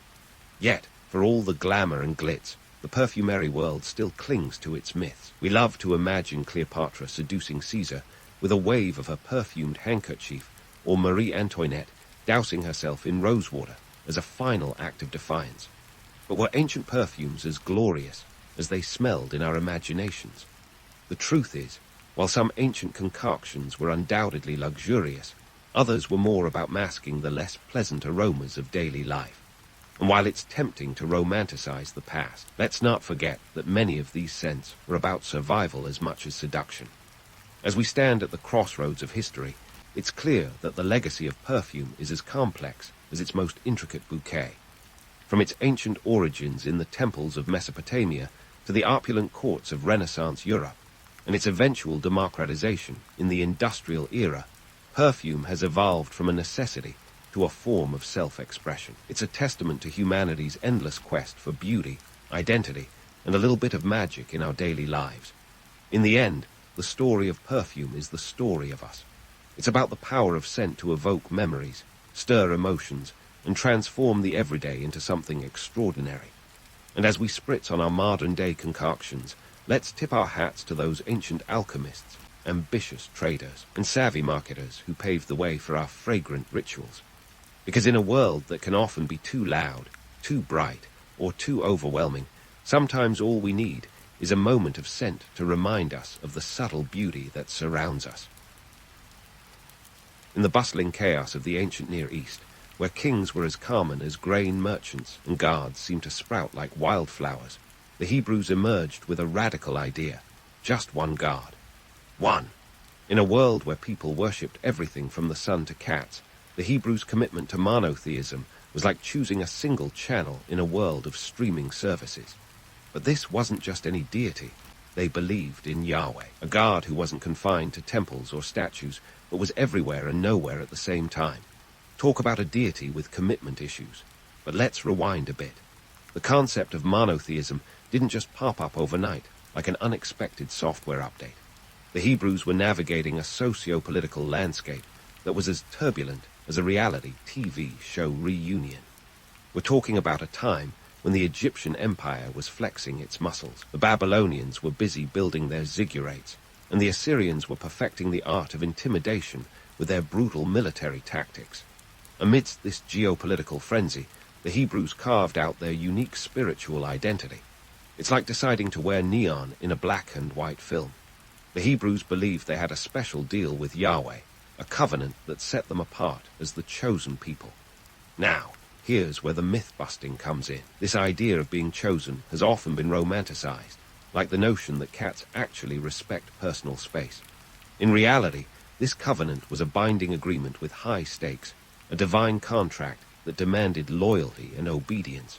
It wasn't just about privileges, but came with a hefty dose of responsibility. Think of it as the ultimate lifetime subscription without the option to unsubscribe. The covenant was formalized in a series of dramatic events, not unlike a well-scripted historical drama. Take Mount Sinai, for instance, where Moses received the Ten Commandments. This wasn't just a casual meet and greet with the divine. According to the narrative, there were thunder, lightning, and a thick cloud, nature's own special effects designed to make sure everyone was paying attention. The commandments were like the original terms and conditions, but unlike those pesky pop-ups on websites, ignoring these had serious consequences. But why did the Hebrews gravitate towards monotheism in the first place? Well, one could argue it was a strategic move. In a world filled with unpredictable deities, having just one god might have seemed like a more stable investment. Plus, it provided a unifying identity in a region where cultural and religious assimilation was the norm. This singular focus gave them a sense of cohesion, a spiritual GPS guiding them through the chaos of exile, conquest, and return. Yet this wasn't just a spiritual revolution, but also a political one. The idea of a single God who transcends all human authority was a subtle yet profound challenge to the divine right of kings, a concept that was as popular as avocado toast. It suggested that no earthly ruler could claim ultimate power, a notion that was both revolutionary and risky. It's like telling the boss you answer to a higher authority, bold but potentially career-limiting.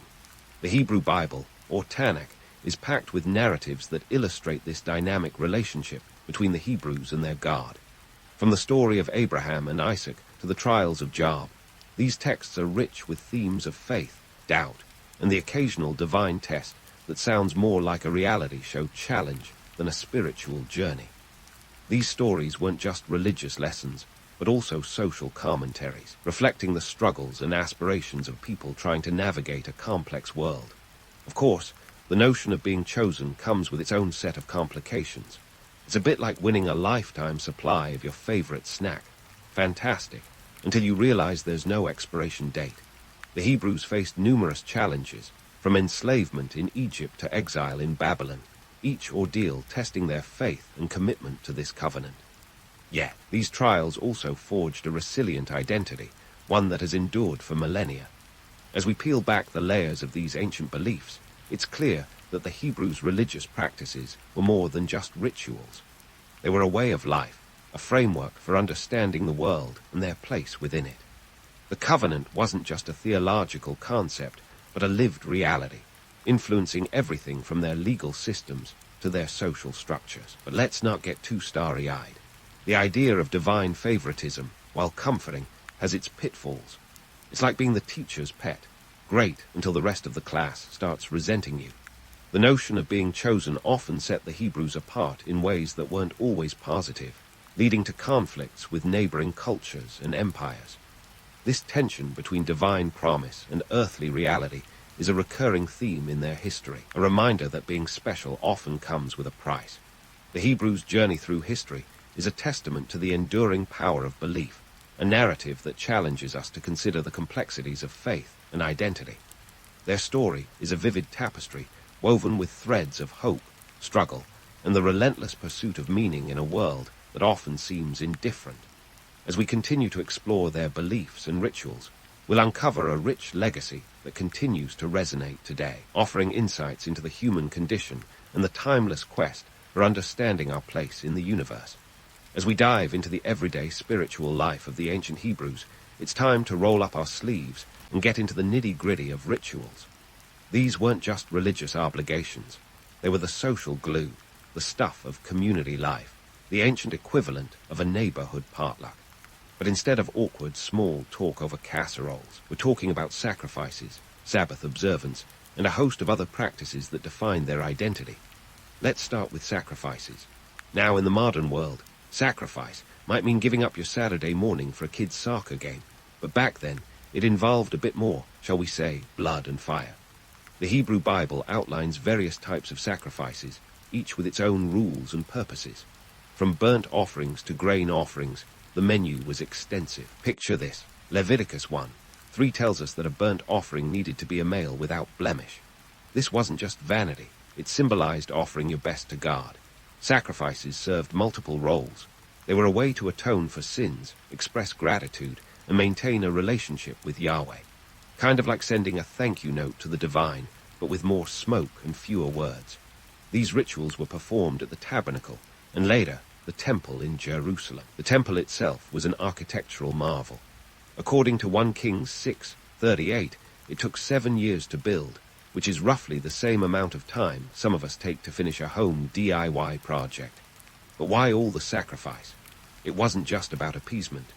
It was about community cohesion and ensuring that everyone, from the high priest to the humble shepherd, understood their place in the cosmic order. The sacrifices were like the annual company retreat, mandatory, sometimes awkward, but ultimately about building a sense of belonging. Now, let's talk about the Sabbath, the original day of rest. In a world where overwork is a badge of honor, the Sabbath sounds like a revolutionary concept. It was a weekly pause button, a chance to step back from the hustle and bustle. According to Exodus 28:11, the Sabbath was a day to remember that even God took a break after creation. Imagine that. A deity endorsing work-life balance long before it was trendy. The Sabbath was more than just a day off. It was a radical statement about human dignity and equality. Everyone, from the wealthiest landowner to the lowest servant, was entitled to rest.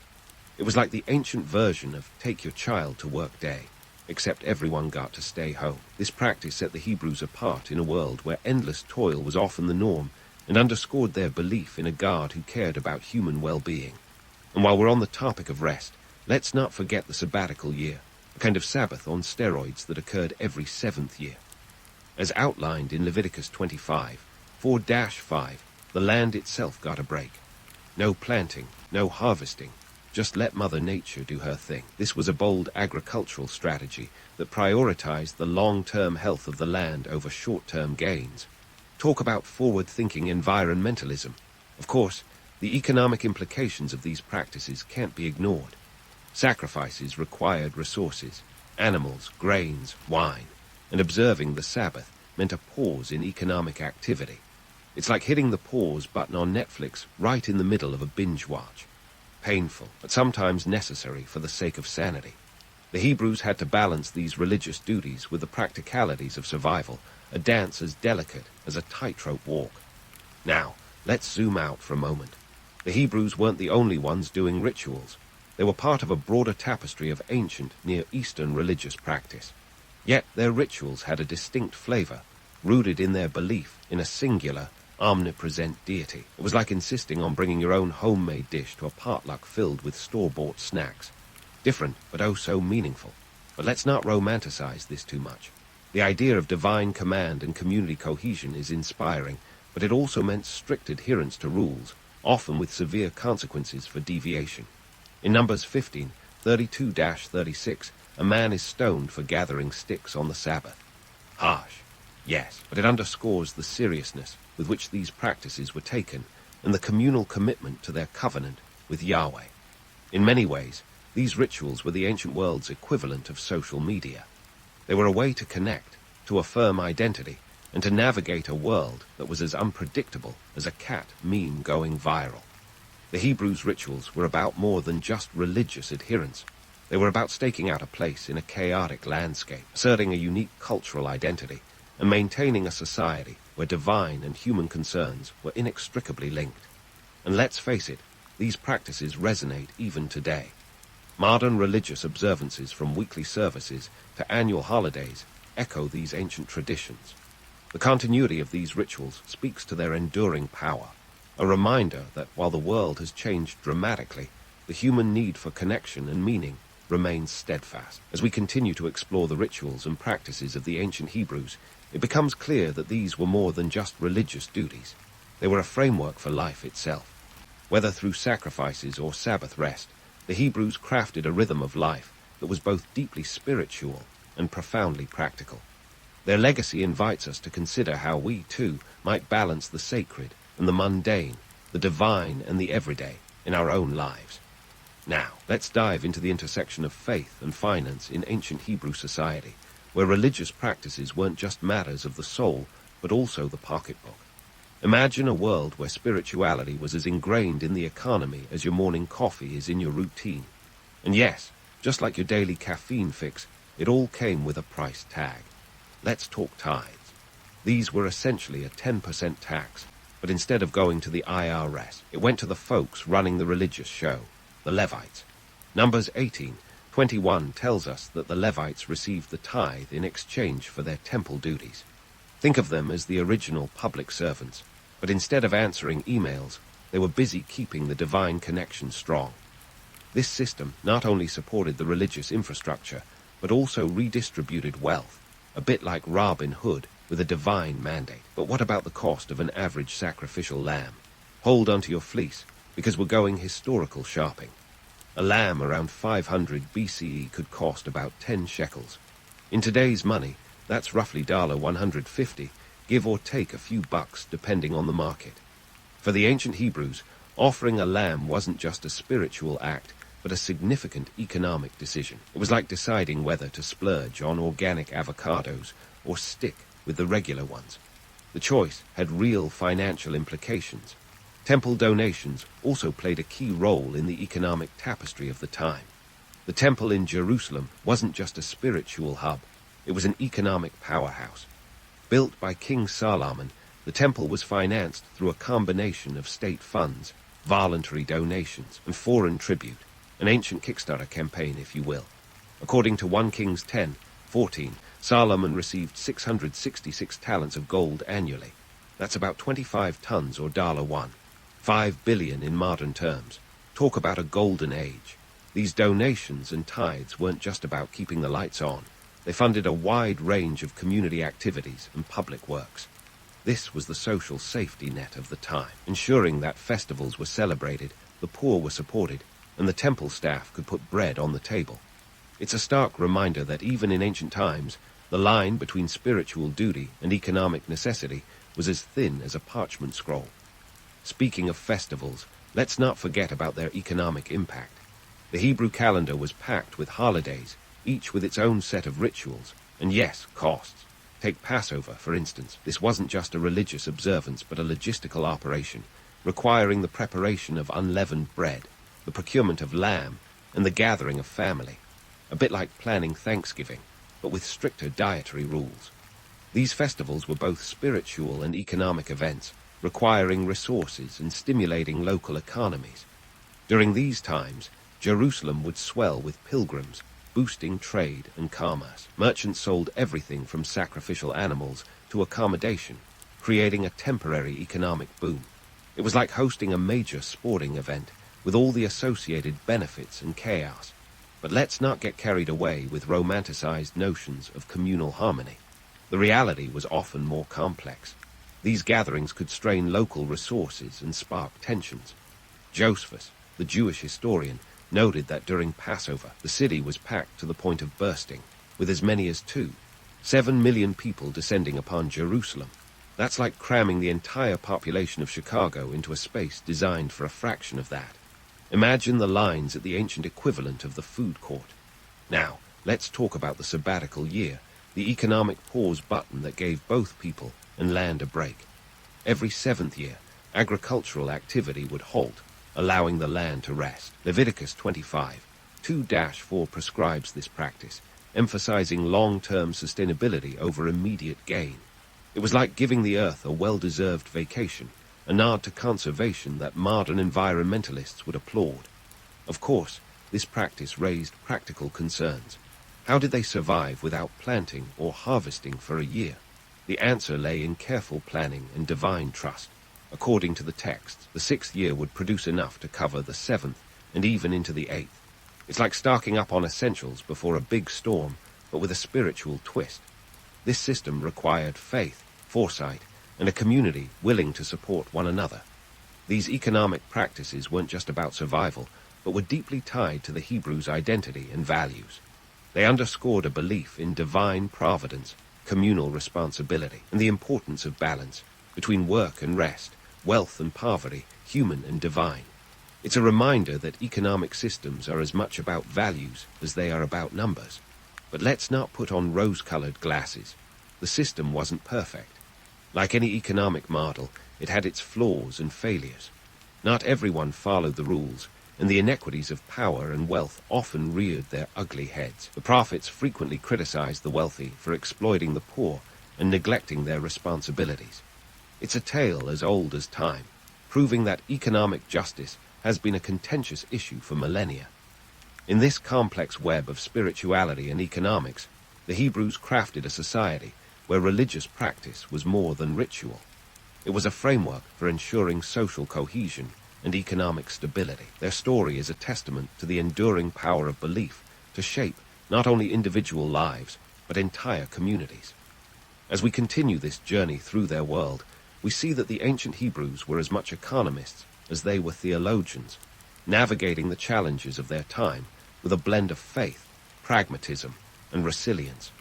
Their legacy invites us to ponder how we can integrate our values into our own economic practices, creating systems that honor both tradition and innovation in a world that demands both. The ancient Hebrews, a society where spiritual leaders didn't just talk the talk, but walked the political walk, sometimes with a swagger.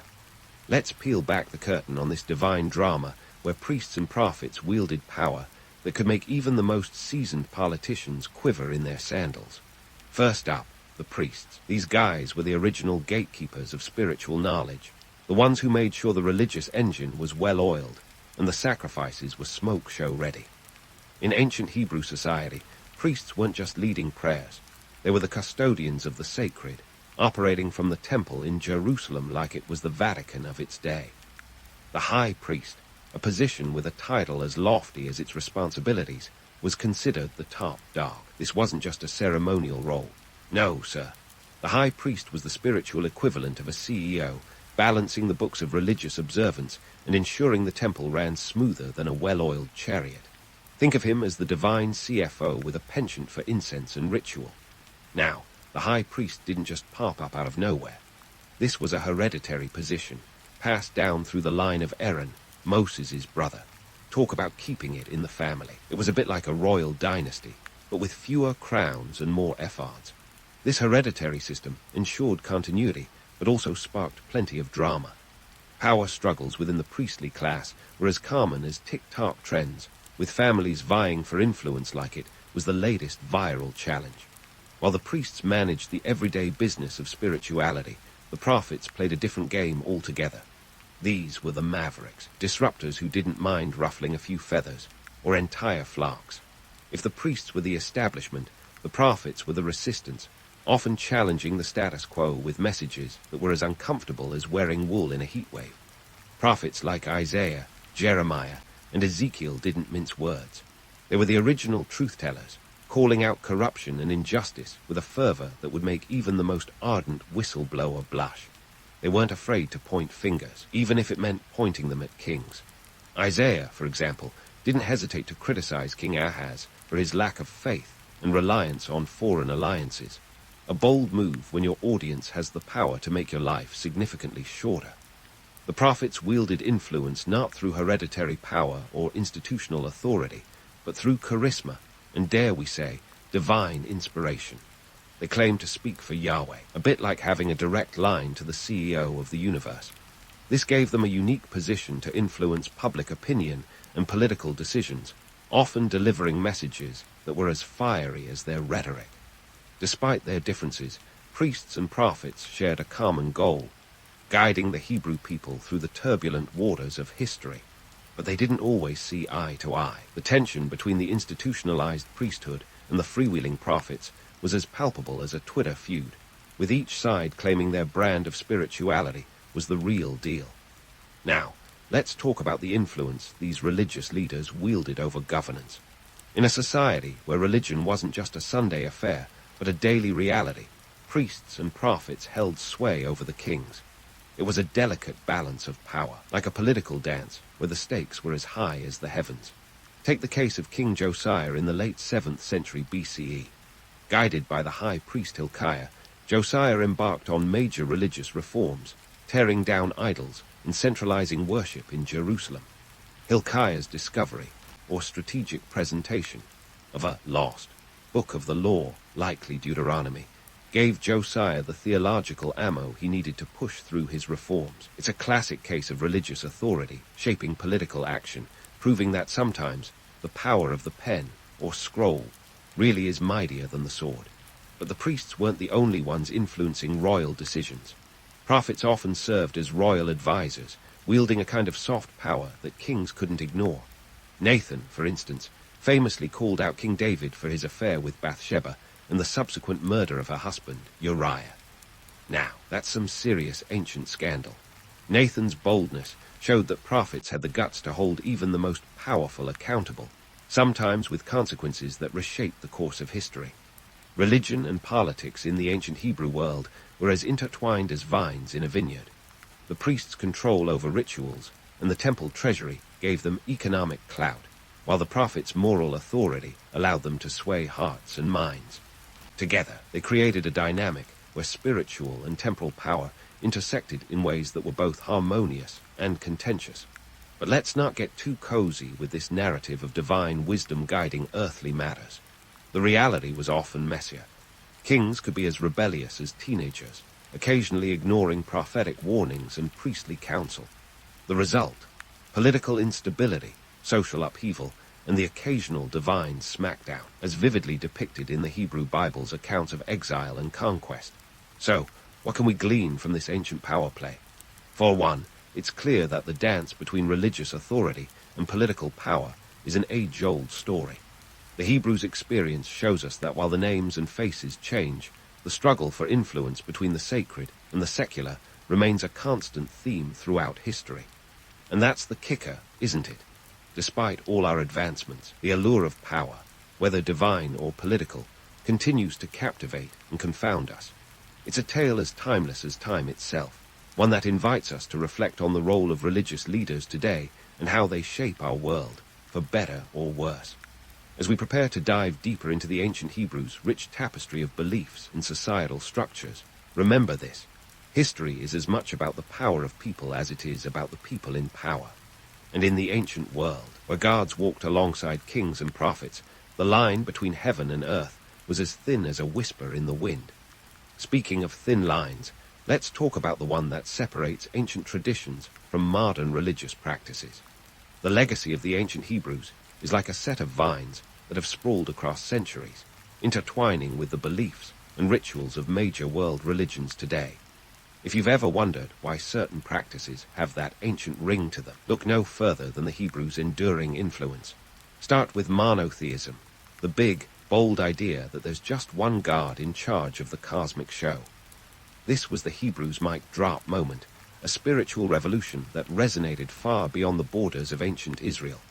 Fast forward to today, and you'll find this concept firmly embedded in Judaism, Christianity, and Islam. These faiths are like a trio of spiritual siblings who each took the idea of monotheism and ran with it in their own unique directions.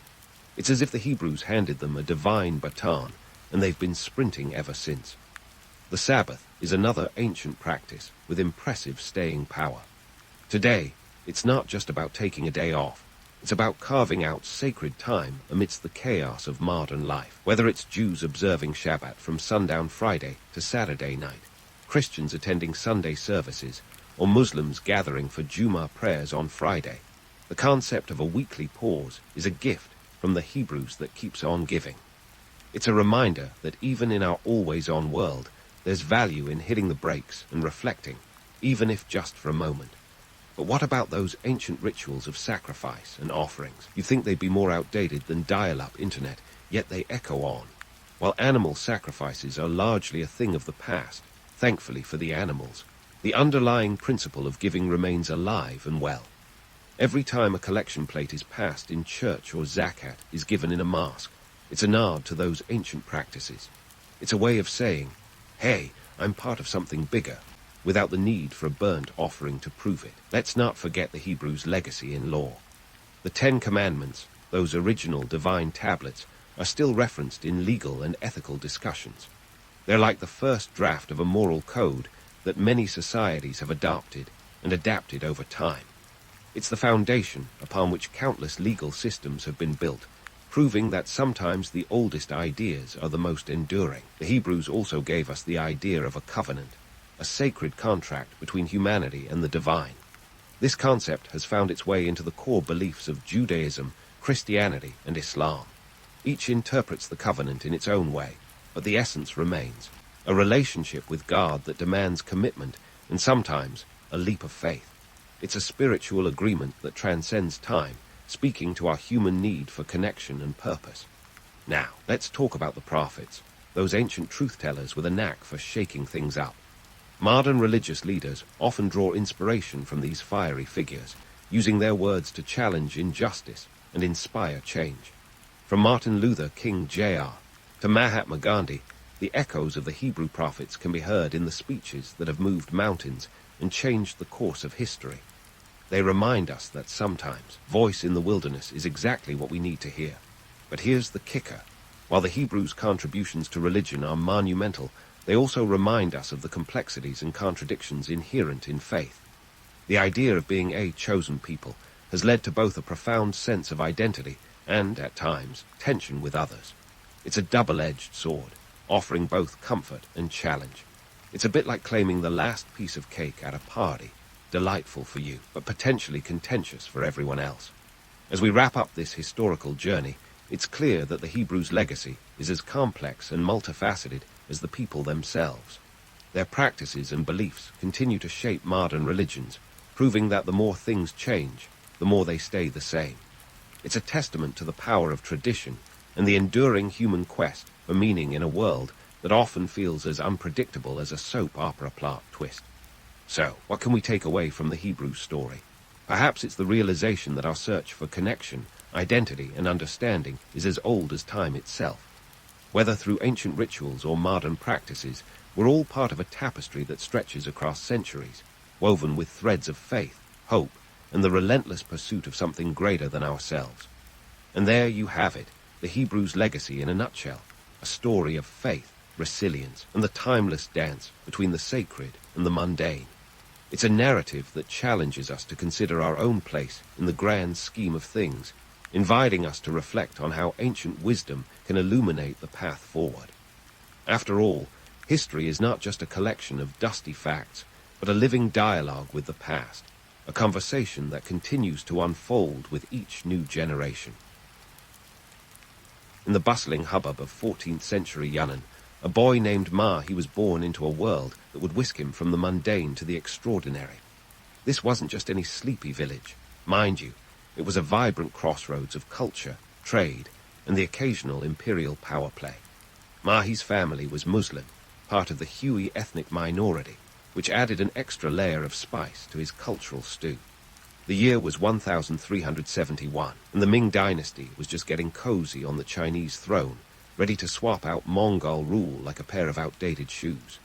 Life, however, took a dramatic turn for young Ma when Ming forces thundered into Yunnan in 1381, like a particularly ambitious house guest who refused to leave.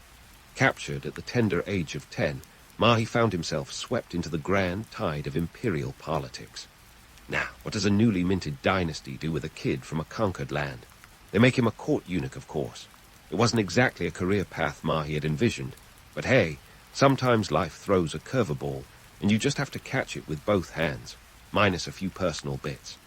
As a eunuch, Mahi was thrust into the world of the Ming court, a place where political intrigue was as common as rice in a Chinese meal. One might think of this as a career setback, but Ma he embraced it with gusto, transforming into Zheng, a name that would soon echo across oceans. It's a bit like being cast as an extra in a movie and ending up a star. Court life was no picnic, though. Imagine navigating the labyrinthine bureaucracy of the imperial palace, where every official had a title longer than a Tang dynasty poem, and the stakes were as high as a kite on a windy day. Despite the often absurd intricacies of court etiquette, Zheng quickly found his place in this world of silk robes and ceremonial hats. His sharp mind and knack for diplomacy caught the eye of the Yongle emperor, who saw in Zheng a potential ally rather than just another cog in the bureaucratic machine. The emperor, whose real name was Zhu Dai, was known for his ambition and vision, qualities that would soon align with Zheng's own burgeoning aspirations. It wasn't long before Zheng became a trusted advisor to the emperor, meteoric rise that would make even the most ambitious of social climbers blush. The Ming court was a place where alliances were as fragile as the porcelain they prized, so Zheng's ability to navigate this political minefield was nothing short of miraculous. He wasn't just a survivor, he was a strategist, a man who could see 10 moves ahead on the imperial chessboard. Of course, the court wasn't all about power plays and politics. There were the little quirks of daily life, like the endless rituals that made modern red tape look like child's play.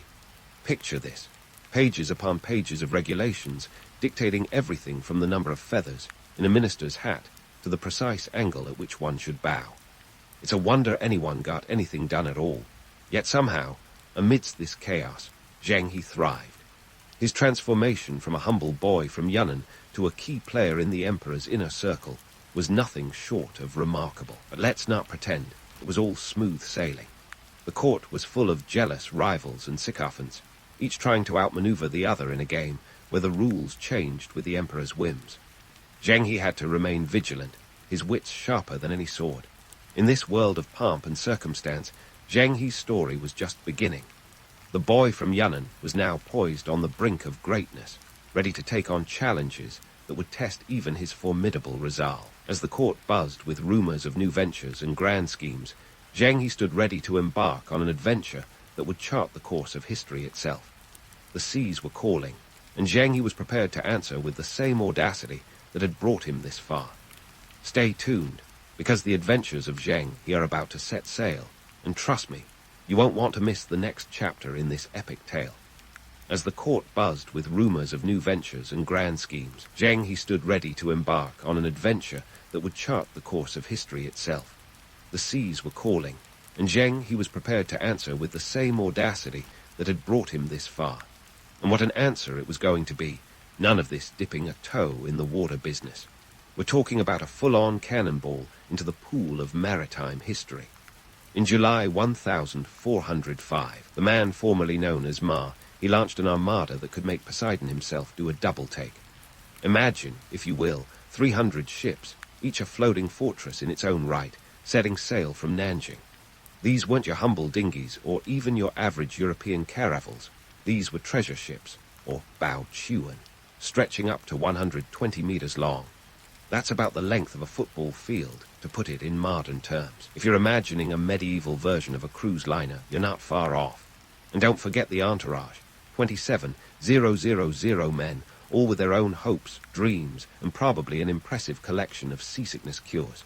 Now, let's talk logistics. Coordinating such a fleet was the 15th century equivalent of launching a space mission. You didn't just need sailors. You needed linguists, doctors, cartographers, and soldiers.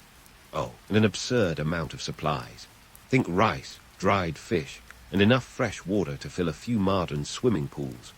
The cost was staggering, a fact conveniently glossed over in the romantic retellings of this venture. But let's face it, the Ming dynasty wasn't exactly pinching pennies.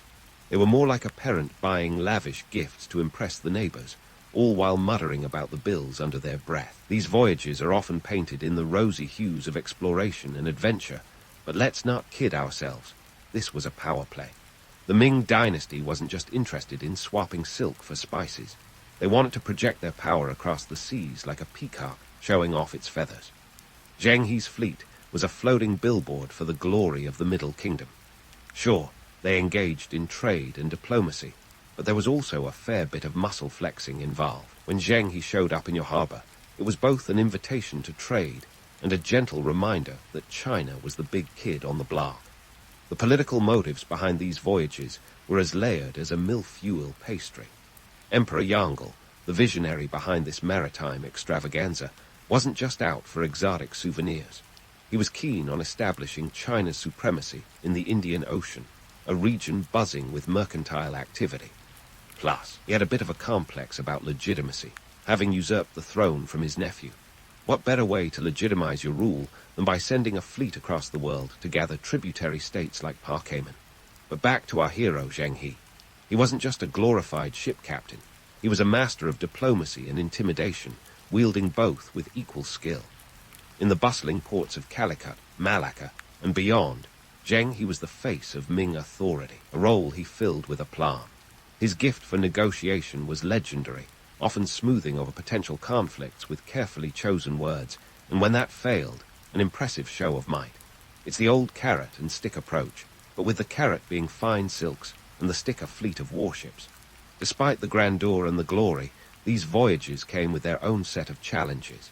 Navigating the treacherous waters of the Indian Ocean was no easy feat. Monsoon winds, pirate threats, and the ever-present danger of shipwrecks were constant reminders that the ocean was not to be trifled with. Yet, Zheng He handled these challenges with a calm efficiency that would make even the most seasoned sea captain nod in respect.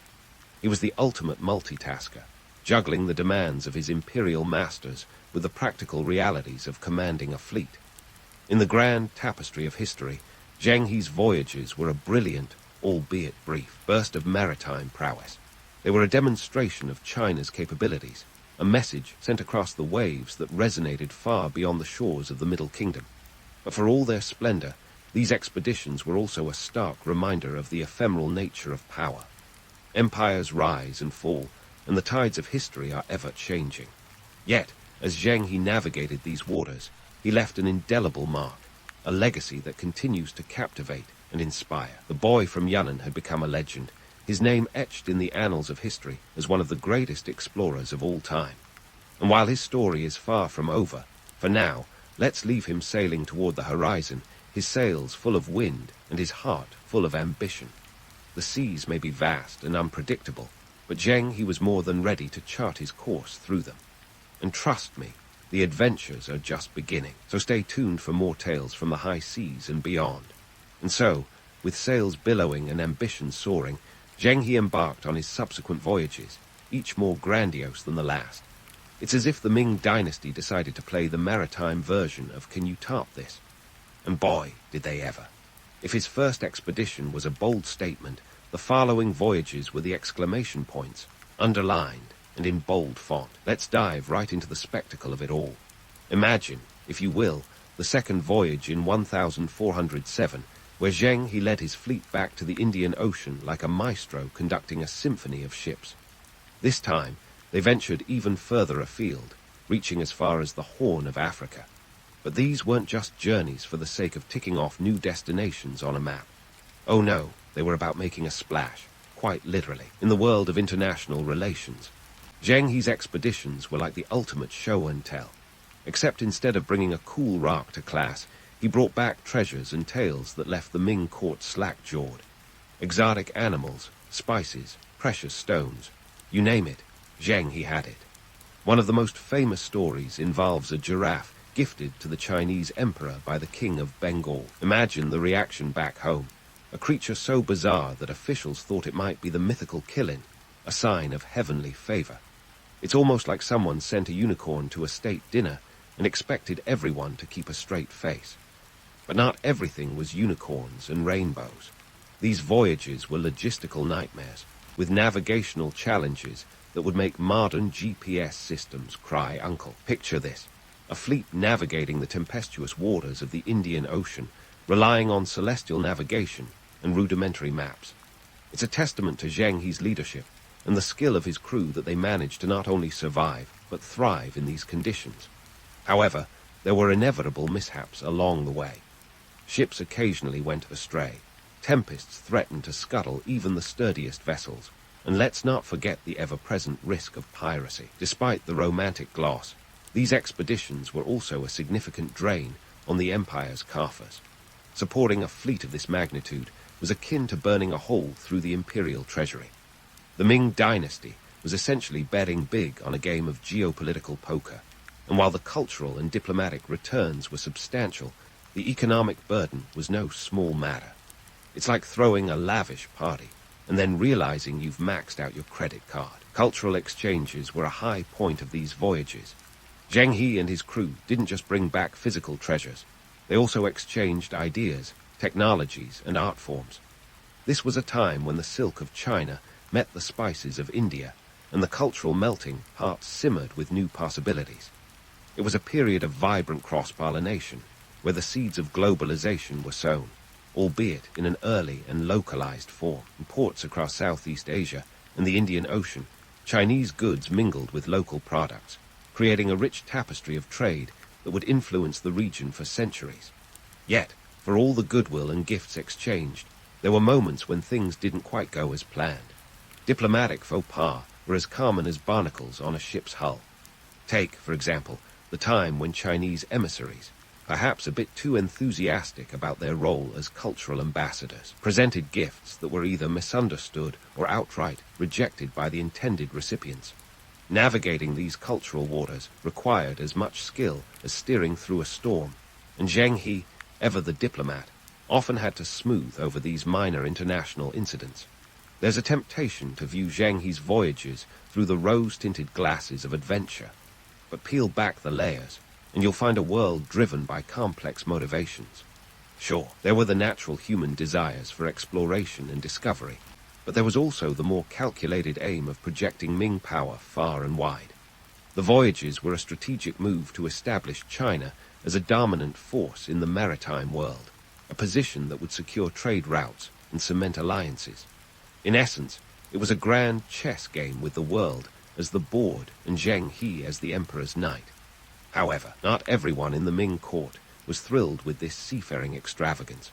There were voices of dissent, critics who saw these costly expeditions as an unnecessary drain on resources that could be better spent shoring up defenses against the ever-present threat of northern invaders. The debate was akin to modern arguments over defense spending versus social welfare, with each side firmly entrenched in their views. The emperor, however, was firmly in Zheng He's corner, at least for the time being. As the voyages continued, the Ming fleet became a regular, if not always welcome, sight in ports from Java to the Persian Gulf.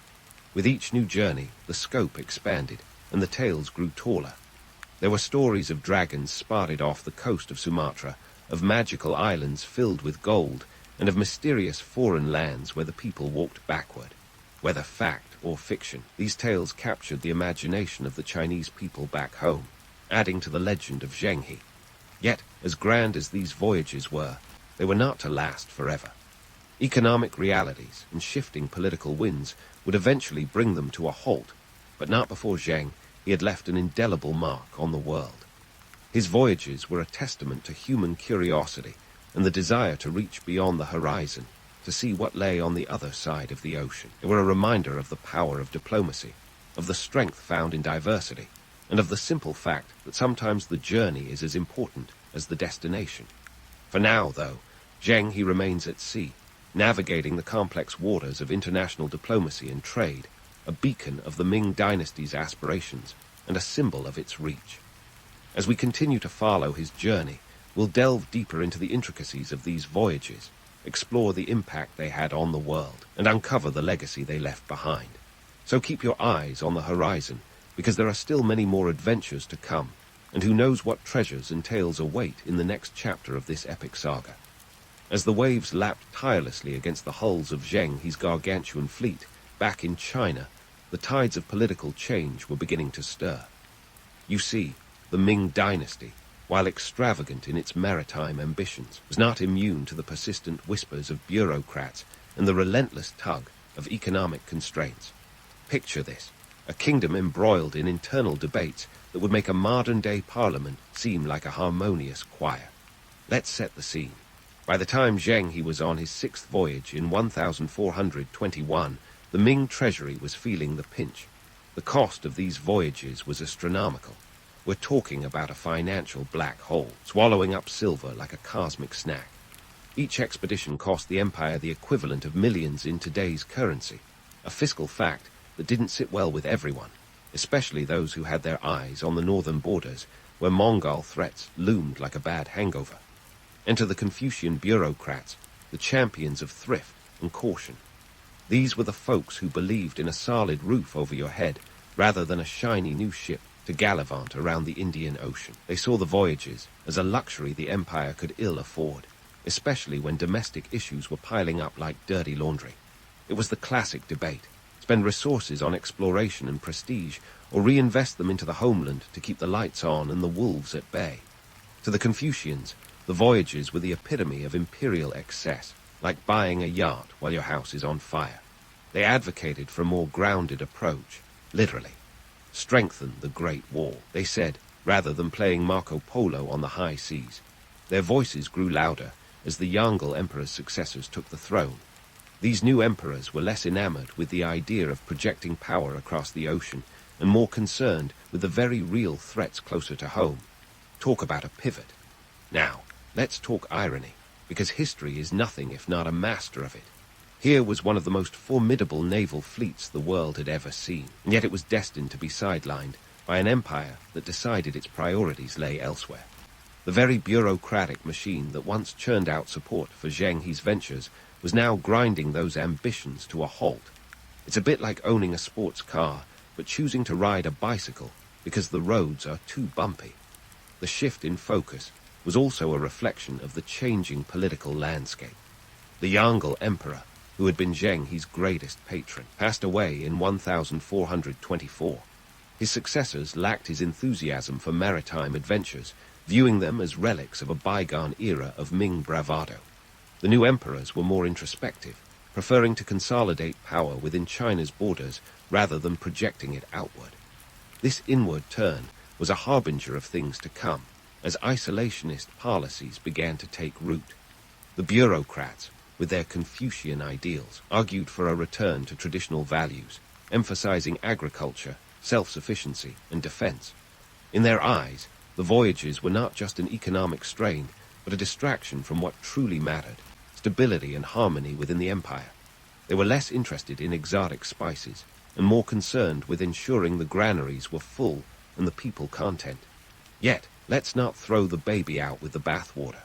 The allure of these voyages was undeniable. They had brought China prestige and recognition on a global scale, establishing it as a formidable power in the Indian Ocean.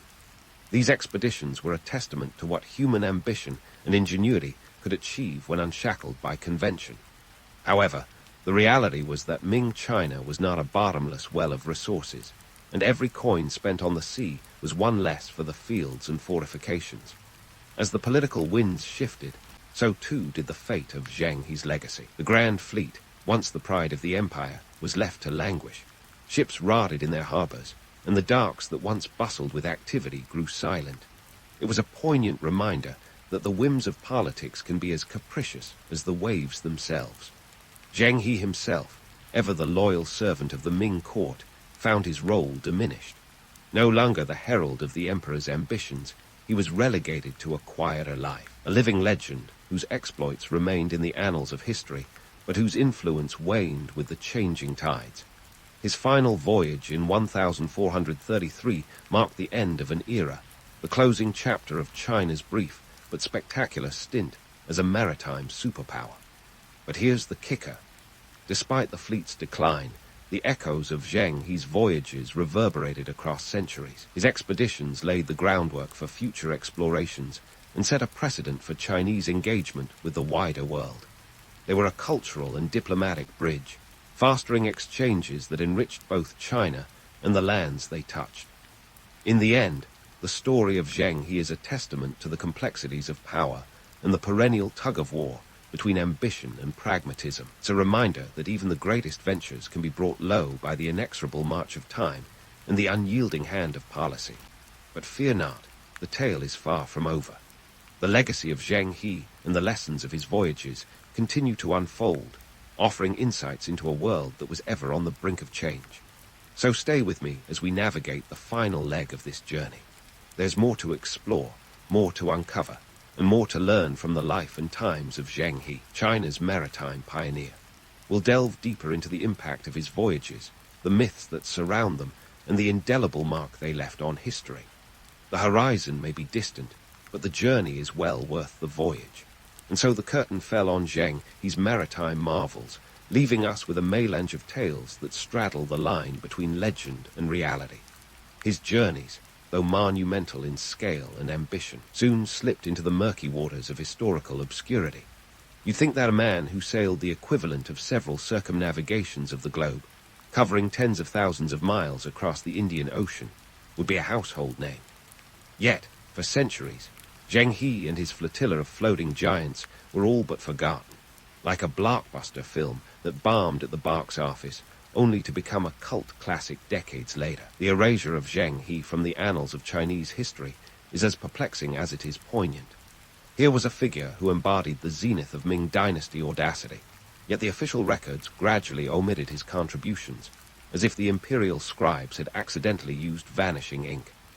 Partly, this was due to the Ming court's pivot towards isolationism, a deliberate decision to fold up the maritime roadmap and focus inward, like a turtle retreating into its shell. The grand ships were dismantled, their timbers repurposed for more practical uses, and the bustling ports that once thrived under the shadow of these expeditions fell silent.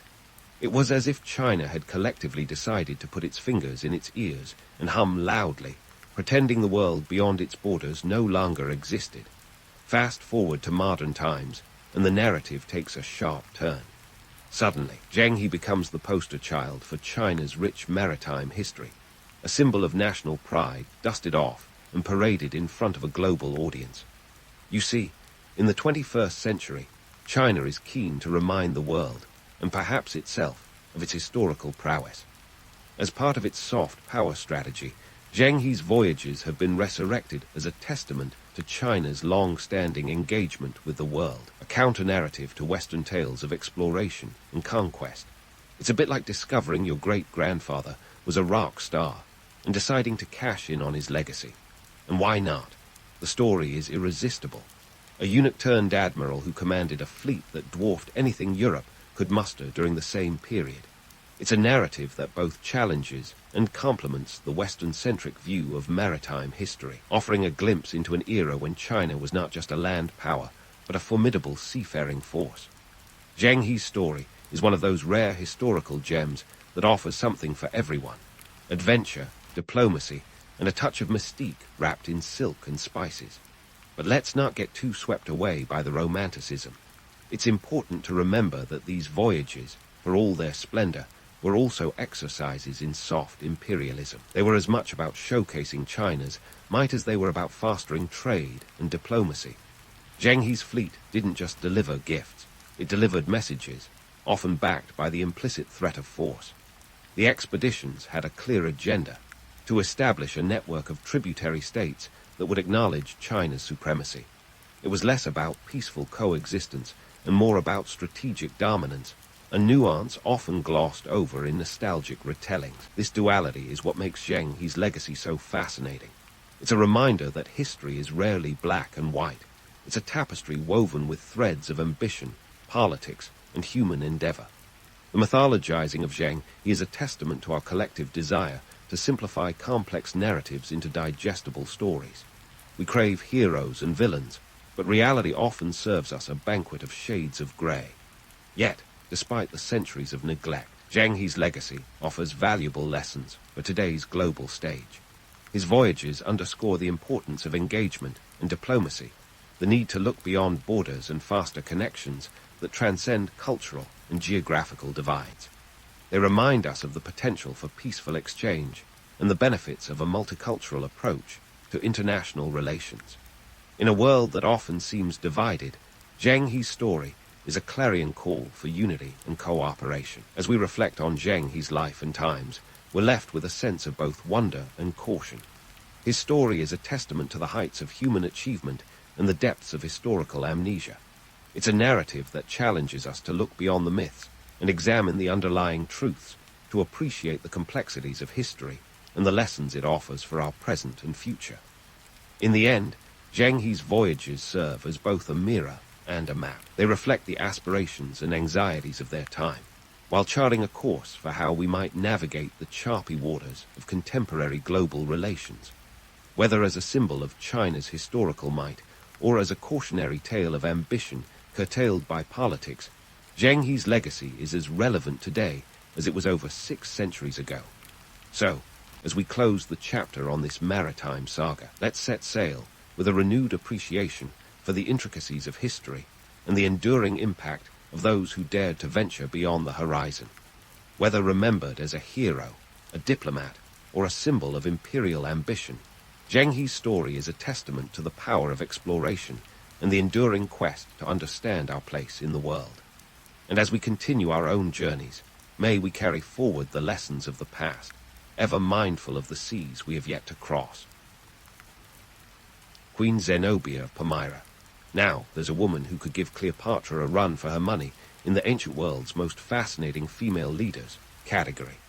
Picture her striding through the bustling streets of Palmyra around 267 AD, where Roman road meets Persian path, and the scent of adventure hangs in the air thicker than the spices on the merchants' carts. Here was a city that didn't just sit on the map, it strutted. And right at the heart of it was Zenobia, a ruler with multicultural roots more tangled than a historian's bookshelf. Zenobia wasn't just your average monarch who happened to stumble upon a crown. No, her lineage was a fascinating mix of Egyptian, Aramean, and maybe a pinch of Arabian spice thrown in for good measure. This blend gave her a stature that commanded attention and respect.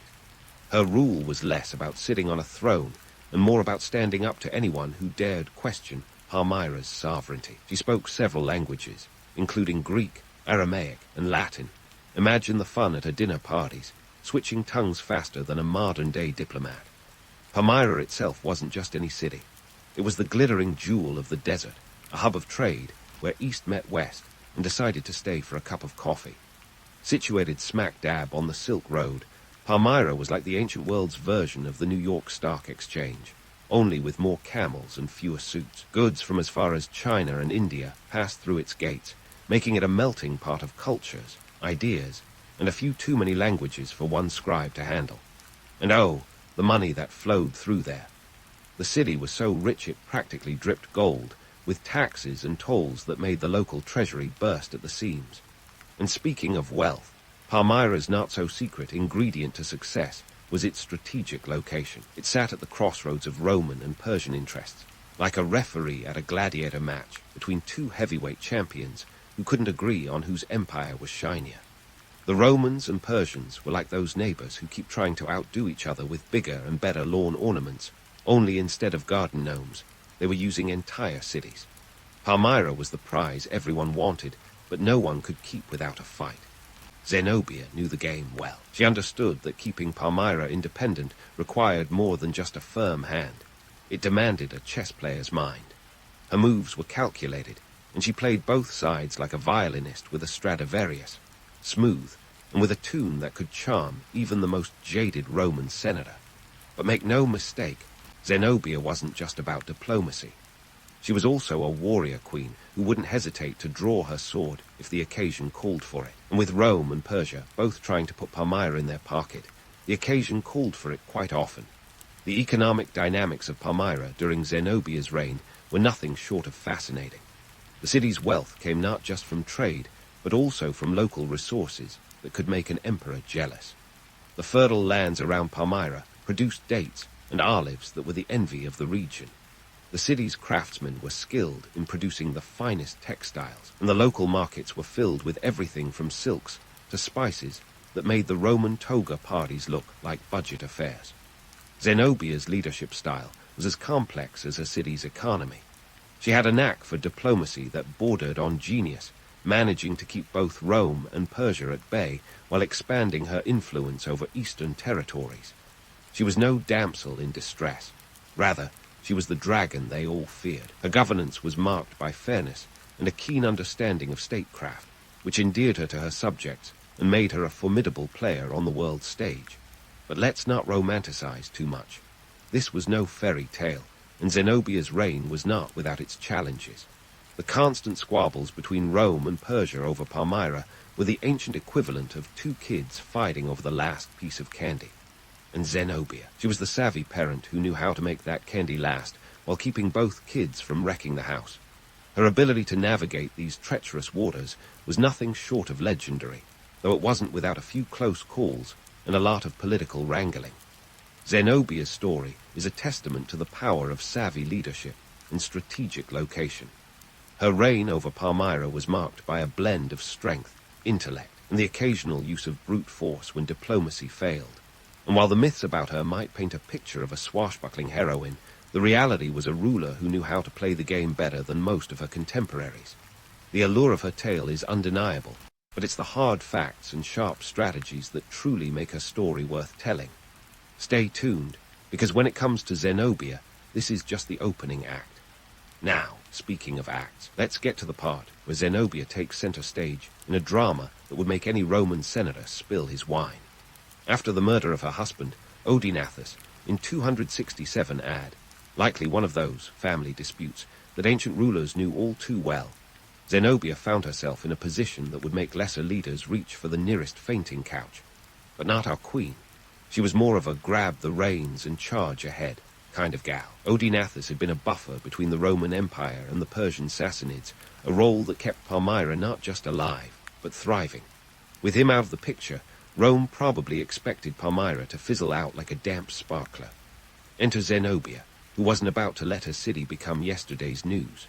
She swiftly consolidated power, securing her son Vabilathus as co-ruler, because what's better than one ruler?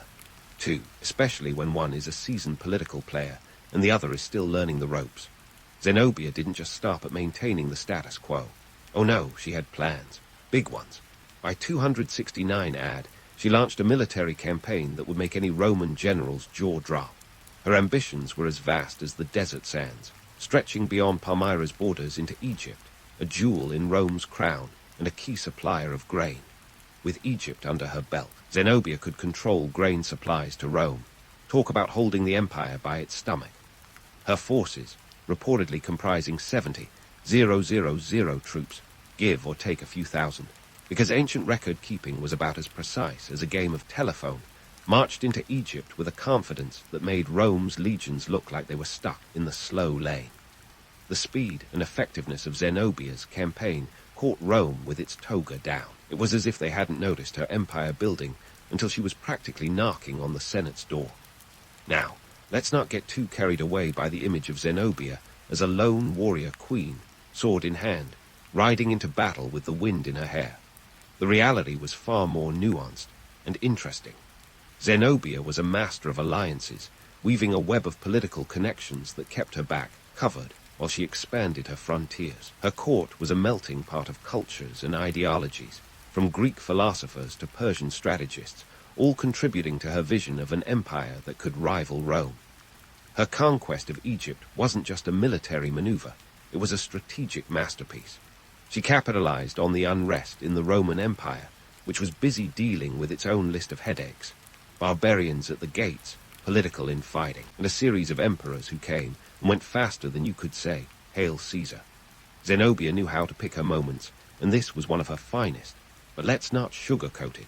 Her expansionist policies were not without risk. Rome wasn't going to sit back and let Zenobia rewrite the map without a fight. It's just that their response was slower than a snail on a lazy Sunday stroll. Perhaps they underestimated her, thinking she was just a temporary nuisance. Or maybe they were too busy dealing with their own crises to realize the significance of what was happening in the East. Either way, Zenobia's rise was as much about her brilliance as it was about Rome's complacency. As Zenobia solidified her hold on Egypt, she wasn't content to just rule from afar. She declared herself Augusta, a title that was sure to ruffle some Roman feathers. But hey, if you're going to ruffle feathers, you might as well go for the peacock, right? Her coinage, bearing her and her son's likeness, began circulating, a not-so-subtle message to Rome that Palmyra was now a force to be reckoned with. In this game of thrones, and yes, it was a literal one, Zenobia played her hand with the finesse of a seasoned gambler. She knew the value of a strong hand, but she also understood the importance of knowing when to bluff. Her claim to Egypt was not just about territory. It was about sending a message that Palmyra was on the map, and Zenobia intended to keep it there. This is where the romanticized image of Zenobia as an isolated warrior queen falls apart. She wasn't a lone wolf. She was the leader of a pack. Her army wasn't just a ragtag band of mercenaries. It was a well-organized force, backed by the economic might of a city that knew how to play the trade game better than most. Her alliances were not just marriages of convenience. They were strategic partnerships that reinforced her power and expanded her influence. So, while the myths might paint Zenobia as a sword-wielding Amazon, the truth is far more compelling. She was a strategist, a diplomat, and a ruler who understood the intricacies of power better than most. Her story isn't just about battles and conquests. It's about the calculated moves of a leader who knew how to turn the tides in her favor. As we dive deeper into Zenobia's journey, remember that her tale is not just about the empire she built, but the legacy she left behind, a legacy that continues to intrigue and inspire. And as Rome finally starts to wake up to the threat she poses, the stage is set for a showdown that will test the limits of her ambition and the resilience of her empire. Stay tuned, because this is just the beginning of Zenobia's epic tale.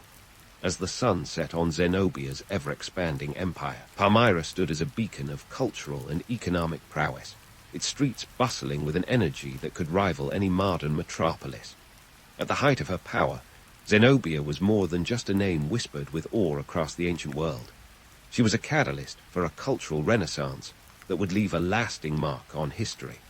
But beneath the glimmering surface of Palmyran life lay a complexity that was as rich as it was challenging. Let's start by taking a stroll through the city's architectural marvels, where Greco-Roman grandeur met Eastern opulence in a fusion that would make even the most seasoned architect do a double take. The Great Colonnade, stretching over a kilometer long, was more than a walkway. It was a statement. Imagine columns so intricately carved they seemed to be showing off, standing tall and proud like the soldiers who paraded beneath them. What made these structures particularly fascinating was how they borrowed the best of both worlds. Roman arches met Eastern domes in a harmonious blend that was uniquely Palmyran. But Palmyra wasn't just about buildings that touched the sky. It was about a lifestyle that embraced the cosmopolitan. The city's fashion scene was a tapestry of influences, a sort of ancient runway show that featured silks from China and patterns from Persia. Picture Palmyran men strutting around in tunics that mixed Roman styles with Eastern embroidery, probably thinking they were the trendsetters of the ancient world. And let's not forget the women, with their brightly colored robes and elaborate jewelry that would make Cleopatra's collection look like costume jewelry. Now, about that cuisine. Palmyra's markets were the place to be if you wanted to taste the world without leaving the city limits. From spicy Indian curries to Greco-Roman delicacies, the city's kitchens were like a united nations of flavors. One could feast on dishes that combined the best of the Silk Road's culinary offerings, a gastronomical journey that could make even the most determined dieter throw in the towel. Imagine a banquet table laden with roasted meats seasoned with exotic spices, alongside olives and dates that were the pride of local farmers. Yet, let's not get too carried away by this romantic vision of a city where everyone lived in harmony, feasting on imported delicacies. Zenobia's Palmyra, while magnificent, was also a place where her iron will was felt as much as her benevolent gaze. The reality, Zenobia's rule was as firm as the stone her city was built on. She implemented policies that were as much about keeping her subjects in line as they were about encouraging prosperity. Taxation, for instance, was no laughing matter. The city's wealth wasn't just a happy accident. It was the result of shrewd economic strategies that sometimes left the locals feeling the pinch. Zenobia may have been a queen with a vision, but that vision required sacrifices.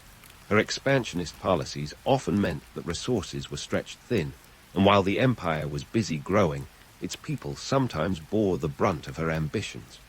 Drafts for military service were a constant reality, as were the demands for tribute from newly conquered territories.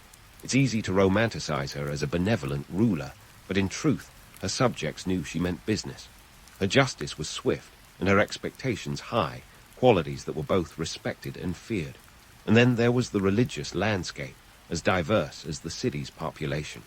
Palmyra was a melting pot of beliefs, with temples dedicated to gods from across the known world.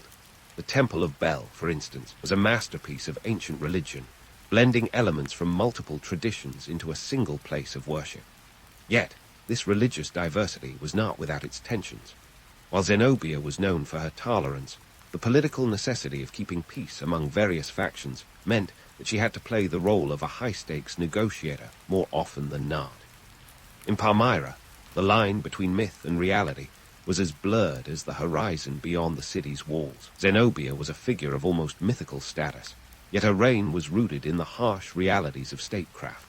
Her story is one of contrasts, a leader who was both adored and feared, a city that was both a cultural haven and a political powder keg. Her legacy is a reminder that history is rarely black and white. It's a kaleidoscope of colors, each representing a different facet of the human experience. As we continue to unravel Zenobia's tale, remember that her story is not just about the glory of her reign, but also about the gritty details that made her empire both formidable and fragile. Palmyra, at its peak, was a testament to what could be achieved when cultures collided and collaborated. But it was also a reminder that empires built on ambition are as vulnerable as they are powerful, a theme that would become all too clear as the world around Zenobia began to shift. Stay tuned, because the next chapter in Zenobia's saga promises to be as riveting as her rise to power.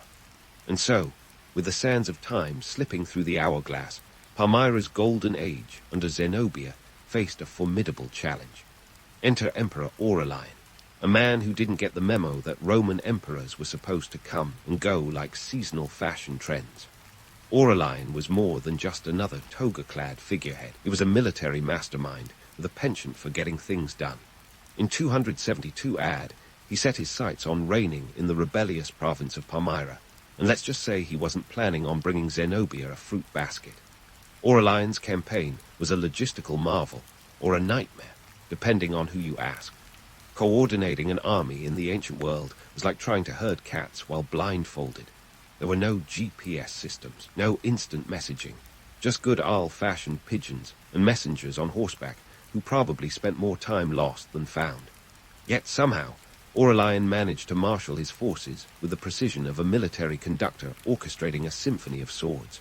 The first major clash took place at the Battle of Emi, near modern-day Antakya, Turkey. Here, Aurelian faced off against Zenobia's formidable cavalry, led by her trusted general, Zabdas. Now, Zabdas was no pushover. He had a reputation for being as tough as the desert sun at noon. But Aurelian, ever the strategist, employed a cunning ruse that would make any modern general nod in grudging approval. He feigned a retreat, luring the Palmyran cavalry into a trap. It was like watching a cat toying with a mouse, only this time the cat was wearing armor and had a Roman standard in its paws. The result, a decisive Roman victory that sent Zenobia's forces scattering like sand in a windstorm. But don't count Zenobia out just yet. She was nothing if not shrewd, a master at turning a setback into an opportunity.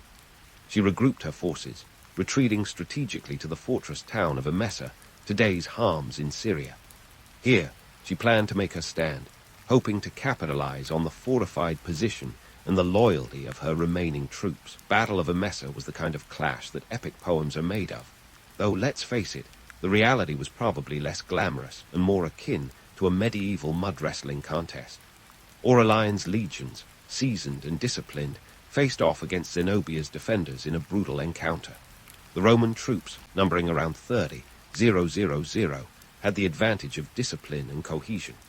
Zenobia's forces, though fierce, were outnumbered and increasingly demoralized. As the dust settled over Emesa, Aurelian emerged victorious once more. Zenobia, ever the pragmatic leader, knew that discretion was the better part of valor. She executed a tactical retreat, aiming for the safety of Palmyra itself. But here's where the story gets juicy, with a dash of myth and a sprinkle of historical uncertainty. The popular legend has Zenobia captured on the banks of the Euphrates, a tragic figure defiantly facing her Roman captors. It's the stuff of cinematic drama, but like most things that sound too perfect, the truth is a bit more mundane. Historical sources suggest that Zenobia attempted to flee towards Persia, seeking refuge with the Sassanids. However, she was intercepted by Aurelian's forces before she could make it across the Euphrates.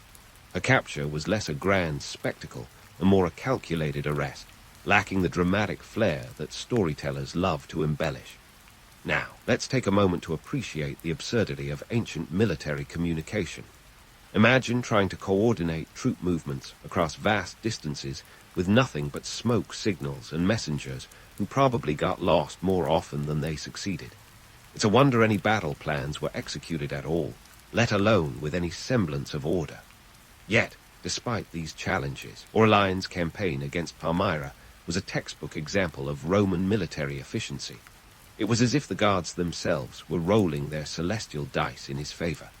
As Zenobia was brought before Aurelian, the encounter was likely more respectful than one might expect. Aurelian, though a conqueror, was also a politician who understood the value of a good public relations move. He treated Zenobia with a degree of respect reserved for worthy adversaries, recognizing her as a ruler who had nearly outmaneuvered the Roman machine. This part of the story often gets romanticized, with Zenobia portrayed as a tragic heroine, her spirit unbowed even in defeat. While it's tempting to picture her standing tall, delivering a rousing speech about freedom and resilience, the reality was probably more subdued.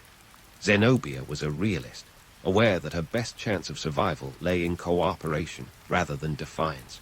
And so, with Palmyra's fate hanging in the balance, Zenobia's capture marked a turning point in the saga.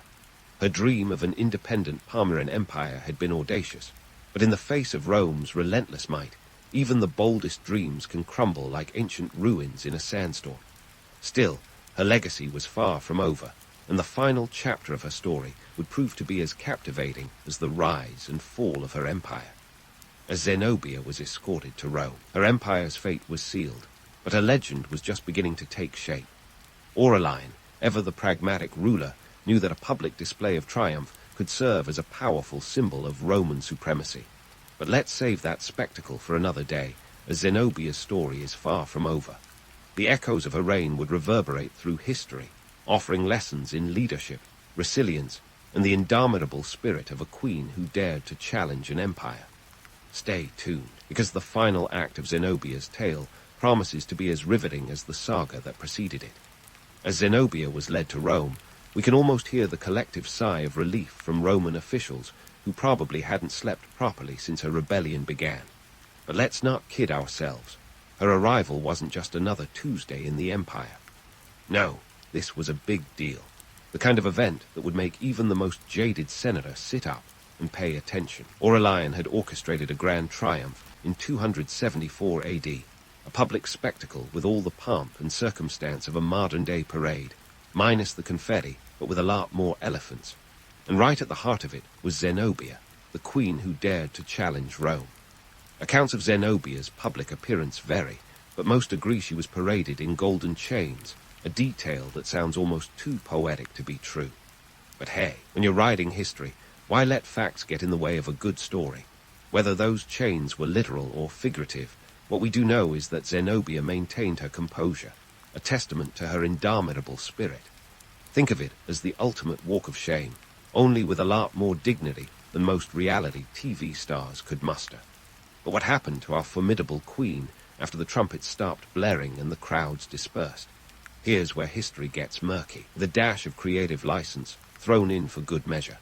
Some sources suggest she was granted a villa in Tibur, modern-day Tivoli, where she lived out her days in relative comfort. It's a bit like going from being the CEO of a Fortune 500 company to managing a cozy bed and breakfast. Hardly the worst outcome, but a far cry from ruling an empire. Other accounts hint she might have remarried and integrated into Roman society, proving that even in antiquity, networking was key. Then there's the more dramatic version, where Zenobia's tale ends tragically with a hunger strike or execution. But let's be honest, this sounds like the sort of tale spun by Roman propagandists eager to paint a picture of ultimate victory. The truth is, while Zenobia's life post-capture remains shrouded in mystery, it's clear she was no martyr. Instead, she was a survivor, adapting to circumstances with the same shrewdness that had once made Palmyra a force to be reckoned with. Zenobia's legacy, however, is where things get really interesting. Over the centuries, her story has been retold, reshaped, and romanticized to suit the needs of whoever was telling it. In the Middle Ages, she was depicted as a symbol of virtuous widowhood and female strength. a narrative that conveniently ignored the more ruthless aspects of her rule. And in more recent times, she's been hailed as a proto-feminist icon, a woman who broke the mold and challenged the established order. She's the ancient world's equivalent of a rock star, with a fan base that spans millennia. But let's not forget the real Zenobia behind the myth. She was a ruler who understood the complexities of power, a leader who navigated the treacherous waters of politics with the acumen of a seasoned diplomat. Her expansionist ambitions were as much about survival as they were about glory, a tactical response to the geopolitical realities of her time. She was a queen who dared to envision an empire independent of Rome, challenging the status quo with a boldness that was both audacious and, ultimately, unsustainable. Zenobia's story is a reminder of the ephemeral nature of power, the way empires rise and fall like tides on the desert sands. Her tale is as much about the harsh realities of ambition as it is about the allure of legend. It speaks to the human desire for stories that transcend the mundane, narratives that offer both inspiration and caution. In Zenobia, we find a figure who embodies the paradoxes of history, a leader who was both revered and reviled, a woman whose legacy continues to inspire and captivate. As we wrap up our journey through Zenobia's life, let's consider what her story tells us about resilience and leadership. Her tale is a testament to the power of vision, the ability to see beyond the horizons of the possible. Zenobia's rise and fall offer lessons in the art of negotiation, the importance of adaptability, and the courage to defy expectations. She remains a symbol of strength and determination, a figure who continues to resonate in a world still grappling with issues of power and identity. In the end, Zenobia's story is not just about the legacy she left behind, but the ongoing conversation she inspires. Whether as a historical figure or a modern-day icon, she challenges us to consider the complexities of leadership and the narratives we create around those who dare to lead. As we bid farewell to Zenobia, let's carry forward the lessons of her life, a tale of ambition, resilience, and the indomitable spirit of a queen who refused to be forgotten. And with that, dear listeners, we close the chapter on one of history's most fascinating figures, a woman who stood against the might of an empire and left an indelible mark on the sands of time. In the vast, sunburnt expanse of ancient Egypt, where the Nile generously spilled its secrets of life, a quirky little habit began to take shape: mummification. Now, you might think the Egyptians were just a bunch of rap-happy folks with a fondness for linen, but let's peel back those layers, pun intended, and get to the bottom of it. This isn't just a story about some ancient folks wanting to look their best in the afterlife. It's about how the dry sands of Egypt accidentally turned into the world's first embalming studio, and how that environmental quirk morphed into a full-blown industry, complete with spiritual side hustles. To start, let's address the elephant in the room, or rather, the jackal-headed god. The Egyptians believed that preserving the body was crucial for the afterlife, a belief so deeply ingrained that entire religious texts, like the Book of the Dead, were dedicated to navigating this post-mortem journey. But before they got all sophisticated with resins and natron, they had to figure out why some bodies naturally stayed intact. Enter the desert. The dry, arid climate of Egypt, with its relentless sun and friendly neighborhood sand, was perfect for dehydrating bodies naturally. You could say nature was doing the embalming heavy lifting before humans even got involved, much like a divine microwave setting everything to crispy. The early Egyptians probably stumbled upon these well-preserved bodies while digging around or shifting sand dunes. These accidental mummies, preserved by nature, were likely revered and perhaps even seen as divine intervention. They sparked a curiosity that led to the first, albeit rudimentary, attempts at deliberate mummification. You can almost imagine an ancient Egyptian undertaker looking at a naturally preserved body and thinking, hey, we could totally market this. The geography of Egypt was pivotal, not just for its natural preservatives, but also for its central role in trade. With the Nile running like a lifeline through the desert, communities flourished along its banks. This was the main artery of an empire that needed to keep its elite looking fresh for eternity. The Egyptians quickly realized that mummification wasn't just a religious practice, but also an economic opportunity. A whole industry sprouted like papyrus along the Nile, employing embalmers, priests, and craftsmen who all got a cut of the spiritual pie. Now, let's talk business. Mummification wasn't just a spiritual necessity. It was an economic goldmine. According to Herodotus, a Greek historian who loved a good Egyptian tale, the cost of mummification varied dramatically, from the budget-friendly to the King Tut special. For those on a tighter budget, there was the basic package, where the body was simply salted and wrapped. But if you were looking to impress Osiris himself, you'd opt for the deluxe treatment, which could have cost up to 80 times the average worker's yearly wages. That's right, even in death, the rich had their perks. Religious factions and economic interests didn't always play nice, though. While priests touted the spiritual necessity of mummification, embalmers saw dollar signs, or whatever the equivalent was in ancient Egypt, probably something like gold rings or cattle. This clash of interests was no small matter. It was a full-on tug-of-war where the stakes were both divine and financial. In some cases, religious texts were conveniently updated to ensure everyone got their cut. Essentially, if you wanted your loved one to have a decent shot at eternity, you needed to cough up some serious dough. So, did they always get it right? Not exactly. Early attempts at mummification were a bit like a science experiment gone awry. Sometimes bodies were overstuffed, or undercooked, if you will. It took centuries of trial and error before they got the balance just right.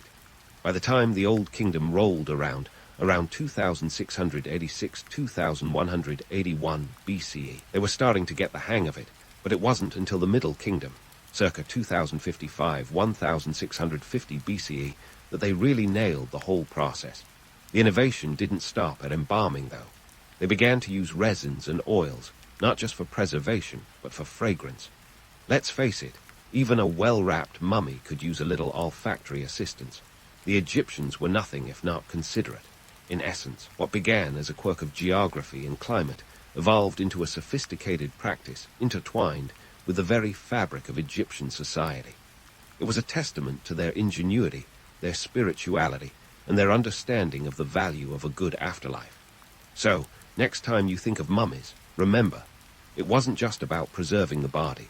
It was about preserving the business, too. And while the rest of the ancient world might have been scratching their heads, the Egyptians were busy perfecting their craft, one embalmed pharaoh at a time. And speaking of perfecting their craft, let's dive into the nitty-gritty of what was essentially the world's first high-stakes science lab, the mummification process. Spoiler alert, it's not for the squeamish. This was no mere wrapping party. It was a detailed operation involving scalpels, hooks, and enough natron to make a baker blush. We're talking about a series of steps so crucial. Even a minor slip-up could mean the difference between eternal bliss and a very awkward conversation with Osiris. First, on the gruesome checklist, brain hooks. Yes, hooks. You see, the Egyptians figured the brain was about as useful in the afterlife as a cassette tape at a rave. So out it came, pulled through the nostrils using a metal hook with all the delicacy of a clumsy dentist. Some believe this brain removal was symbolic, but it was also pragmatic. Decomposing brains are a real party pooper when you're trying to preserve a body for eternity. Once the cranial cavity was empty, attention moved downward. Internal organs were a no-go for eternal preservation, too. Enter the embalmers, who made a neat little incision on the left side of the abdomen. From there, the lungs, stomach, intestines, and liver were carefully extracted and stored in canopic jars. Each jar was protected by one of the 4 sons of Horus, who were like the ancient Egyptian version of TSA agents, ensuring nothing suspicious made it into the afterlife. But wait, what about the heart? The Egyptians held the heart in high esteem. It was the seat of emotion, thought, and identity, something we might romanticize as where the soul lives. So, they left it right where it was, thinking the heart would serve as a moral compass in the afterlife. Handy, right. The dead needed to pass the infamous weighing of the heart ceremony, where their heart was balanced against the feather of Mad, the goddess of truth and justice. A heart lighter than the feather meant a blissful afterlife. Heavier, and you were in for a world of trouble, or rather, devourment by Amit, the part lion, part crocodile, part hippo demoness. Now, let's talk natron. This naturally occurring salt was the MVP of mummification, acting as both a drying agent and disinfectant. Bodies were liberally packed with it, much like a macabre version of seasoning a chicken, and left to dry out for 40 days.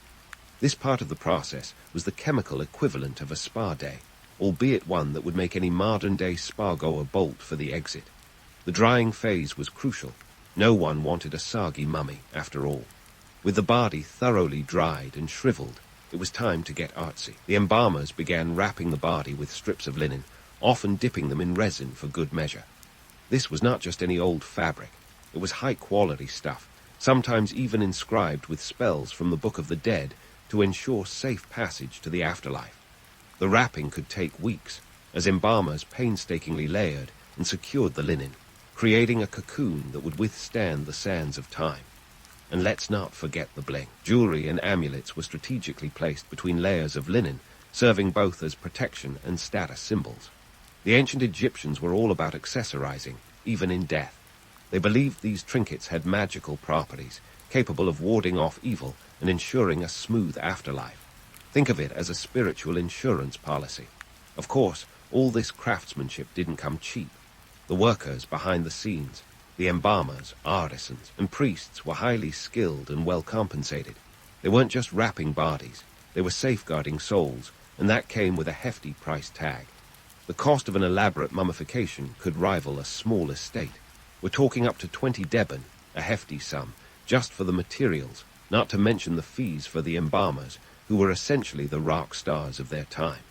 This brings us to the economics of the afterlife.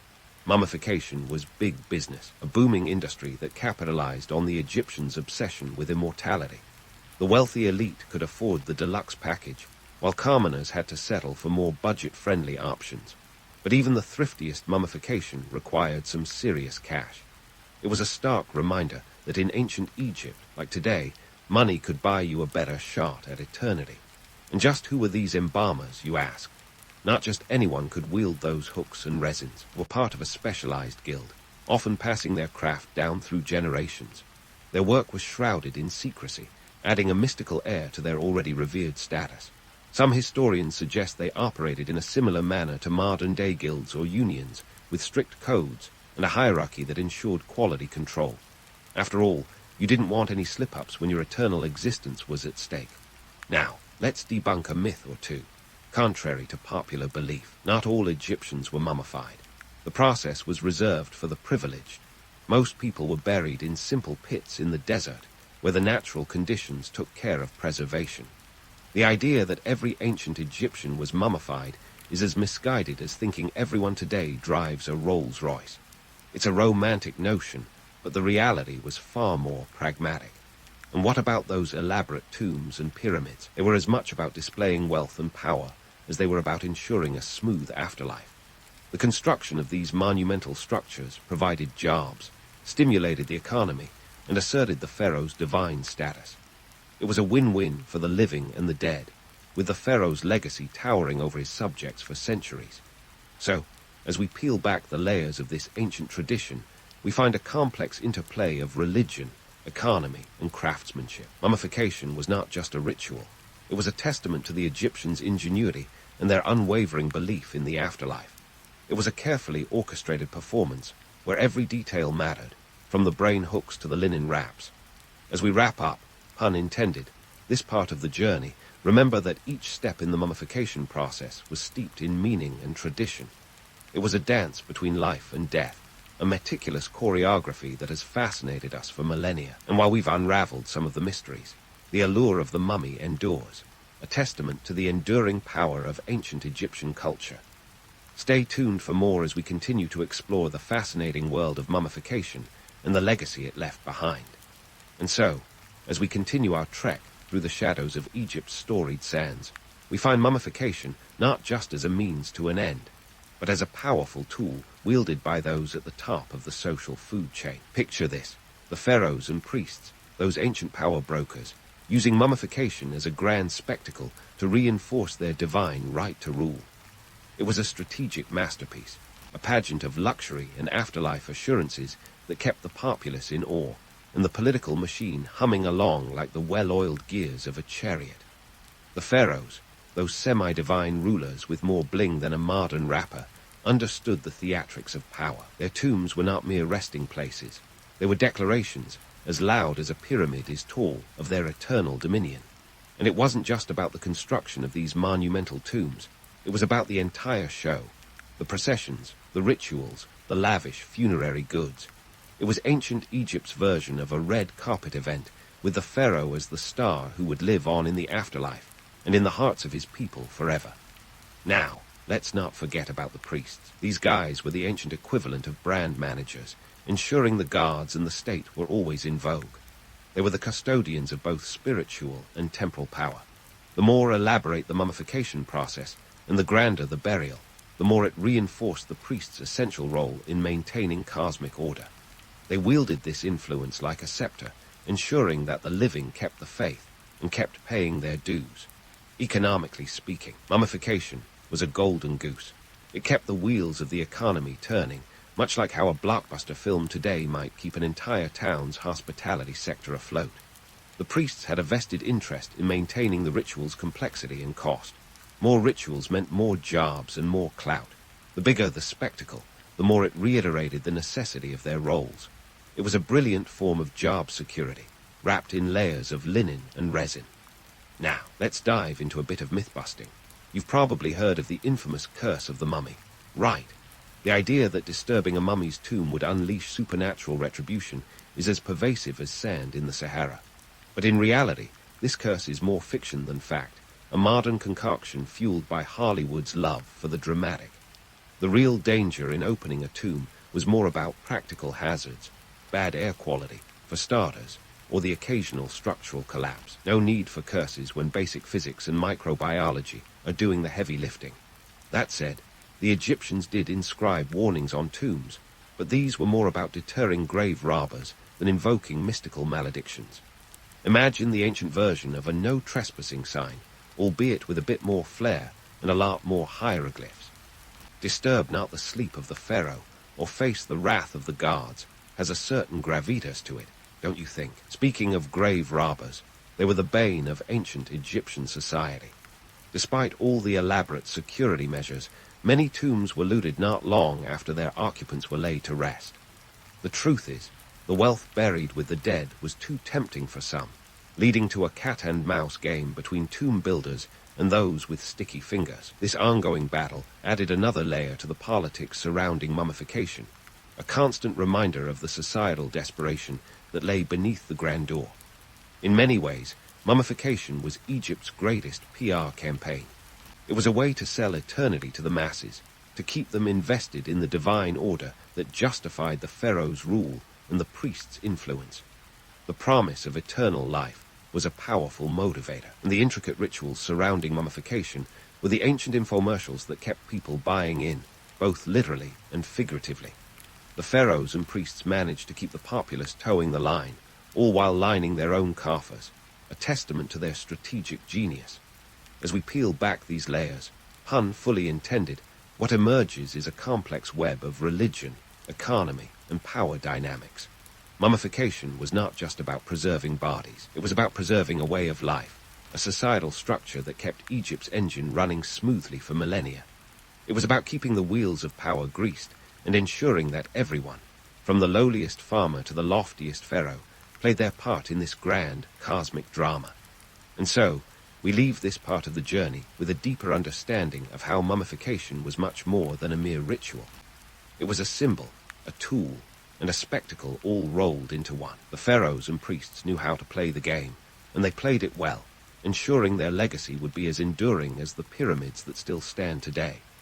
As we move forward, we'll continue to unravel more layers of this fascinating tradition, exploring how it shaped the very fabric of ancient Egyptian society and how its echoes still resonate in our modern world.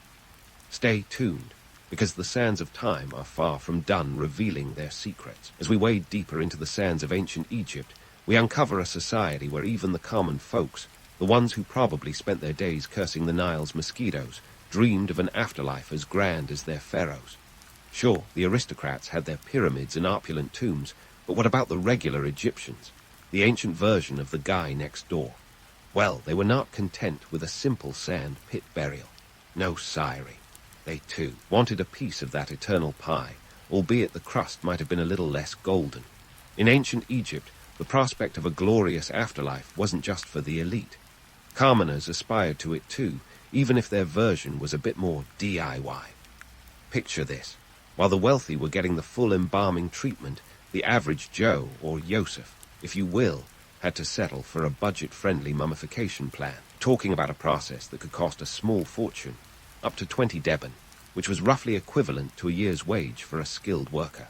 So, unless you had some serious savings or an unexpected inheritance, you might have had to improvise. The Egyptians believed that the afterlife was a mirror of earthly life, just with fewer chores and better weather. This belief was so pervasive that people of all social standings wanted to ensure they'd be living their best post-mortem lives. Enter the do-it-yourself mummification. Now, this wasn't exactly a YouTube tutorial kind of deal, but more like a scaled-down version of what the rich folks were getting. Instead of a team of embalmers, you might have had a village elder or a family member who'd read a papyrus or two on the subject. The body would be wrapped in whatever linen was affordable, and any empty spots were filled with straw or sand, kind of like stuffing an old couch. Economic impact of mummification was significant. It wasn't just a spiritual affair. It was a full-blown industry that kept the wheels of commerce and social hierarchy turning. The embalmers and artisans who worked on the tombs were part of a thriving sector, keeping the economy buoyant like the Nile in flood season. And let's not forget the priests, who were essentially the ancient equivalent of financial advisors, directing spiritual traffic and collecting their fees. Now, here's where it gets interesting. As much as we love the romantic notion of everyone in ancient Egypt living in a mummy-filled utopia, the truth is, many couldn't afford the luxury of a proper burial, let alone mummification.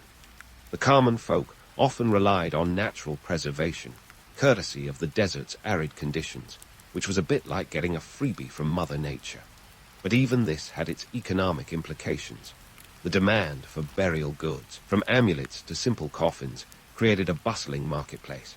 Craftsmen and merchants thrived on this, offering everything from bargain basement to high-end burial goods. Social pressures played a huge role in keeping the mummification tradition alive. It was all about keeping up with the Joneses, or the Neb Keperars, if you prefer. Families would often pool resources to ensure at least one member had a decent burial, hoping their well-preserved kin would put in a good word with Osiris once they reached the afterlife. It was like having a celestial network, where connections counted just as much in the afterlife as they did on Earth. But let's do some myth-busting while we're here. Contrary to the cinematic depictions, not every Egyptian tomb was booby-trapped with rolling boulders and venomous snakes. Sure, the elite might have had some elaborate security measures, but most commoners had to rely on the hope that the guards would be more vigilant than the local grave robbers. The reality was that many tombs were plundered not long after the funerary rites were completed, adding a layer of desperation and inequality to the mix. The rich could afford to rebuild and rebury, while the less wealthy had no such luxury. A rather intriguing aspect of mummification's influence on daily life was its role in reinforcing social hierarchies. It served as a constant reminder of one's place in the cosmic order. The pharaohs and priests used these rituals to maintain their grip on power, ensuring the populace remained compliant and reverent. But even for the average Egyptian, mummification was a way to stake a claim to some posthumous prestige. It was as if having a well-wrapped body was the ultimate status symbol, a sign that you'd made it, both in this life and the next. In the grand scheme of things, mummification was more than just a burial practice. It was a social contract, a way to ensure everyone knew their place and played their part. It was about keeping the guards happy, the economy thriving, and the social structure intact. It was, in essence, a well-oiled machine where everyone, from the pharaoh to the farmer, had a role to play. So, as we peel back yet another layer of this ancient tradition, remember that mummification wasn't just about embalming bodies. It was about embalming a way of life. It was a complex interplay of economics, religion, and social dynamics that kept ancient Egypt ticking for millennia. And while the pharaohs might have been the stars of the show, the real story lies in how even the humblest of Egyptians aspired to an afterlife worthy of a king, even if they had to settle for a slightly more modest version. As we continue our journey, we'll delve deeper into how these practices shaped not only the spiritual landscape of ancient Egypt, but also its cultural and economic framework. The sands of time have much more to reveal, and we're just getting started. So stay tuned as we explore more of the mysteries and marvels of this captivating civilization. Ah, the sands of time, always shifting, always revealing new stories, and boy, do those grains have tales to tell. As we wrap up our journey through the world of Egyptian mummification, let's not just leave it in the past like a dusty relic. Instead, let's unroll the linen and see how this ancient practice still unfurls its influence on our modern world. Spoiler alert, mummies are more than just a Halloween costume or a prop in a horror movie. First, let's rewind to the 19th century, when Egyptology was all the rage. Thanks to Napoleon's Egyptian campaign and the discovery of the Rosetta Stone in 1799, Western Europe caught a serious case of Egyptomania. Archaeologists, treasure hunters, and even tourists flocked to the land of the pharaohs faster than a camel on caffeine. And who could blame them? The allure of uncovering secrets buried for millennia was irresistible. It's said that by the late 19th century, the Egyptian Museum in Cairo had amassed over 50,000 artifacts. Talk about a collection that could put any modern-day hoarder to shame. Now, let's move to the archaeology of it all, which was less about careful excavation and more like a high-stakes treasure hunt. European explorers, fueled by imperial ambitions and a penchant for exotic souvenirs, dug up tombs with the subtlety of a bull in a china shop. In 1922, Howard Carter's discovery of Tutankhamun's tomb was the jackpot that made everyone sit up and take notice. King Tut's resting place, with its dazzling array of gold and finery, reminded the world just how opulent the ancient Egyptians were. It also sparked a global fascination with mummies that still endures today, turning our rapt friends into celebrities of the ancient world. But let's not gloss over the darker side of all this fascination. The 19th century, unwrapping parties in London and Paris were less respectful archaeological study and more macabre social event. Imagine Victorian elites gathering around to watch as a mummy was unwrapped, layer by layer, in a bizarre blend of science, spectacle, and sheer morbid curiosity. It's like the worst episode of reality TV you can think of, but with fewer Kardashians and more crumbling bandages. The pop culture impact of mummies, though, is where things get really wild. Hollywood quickly realized the narrative gold in those dusty tombs.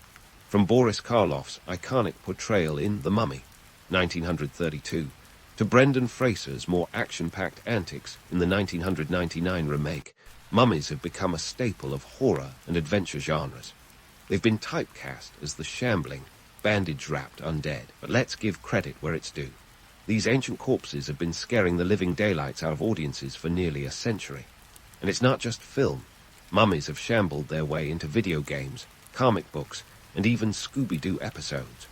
Who knew they had such versatile resumes? Yet, beyond the box office and pop culture, mummies have a way of whispering to us about our own human condition. The Egyptians' quest for immortality, manifested in their meticulous mummification process, reveals a universal human desire. The yearning to be remembered, to be eternal. In a world where the sands of time erase all but the most resilient, mummies stand as a testament to human ingenuity and our stubborn refusal to let go of life. So, what lessons can we learn from all this linen-wrapped legacy?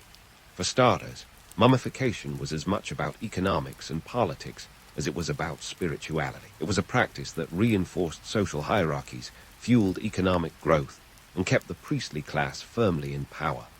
The ancient Egyptians might have been obsessed with the afterlife, but they were also shrewd businessmen, ensuring that even in death, the economy kept humming along like a well-oiled chariot. And let's not forget about the myths.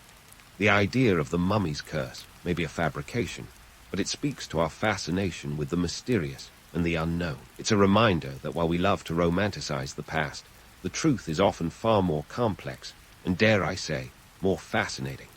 The real danger wasn't supernatural retribution, but the very real threat of grave robbers and the inevitable decay of time. As we conclude this journey, it's clear that mummification was more than just an ancient oddity. It was a reflection of a society that was deeply spiritual, but also profoundly practical. It was a testament to human creativity and our unending quest for meaning, both in this life and beyond.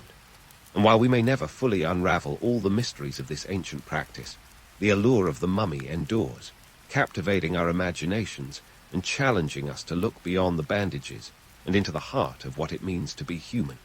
So, as the curtain falls on this chapter of ancient history, remember that the legacy of mummification is like the Nile itself, ever-flowing, ever-changing, and endlessly fascinating. Whether you're a history buff, a movie fan, or just someone with a penchant for the macabre, there's something in the story of mummies that resonates with all of us. Perhaps it's the reminder that while we may not achieve immortality, the stories we leave behind just might. And in the end, isn't that the closest we get to living forever?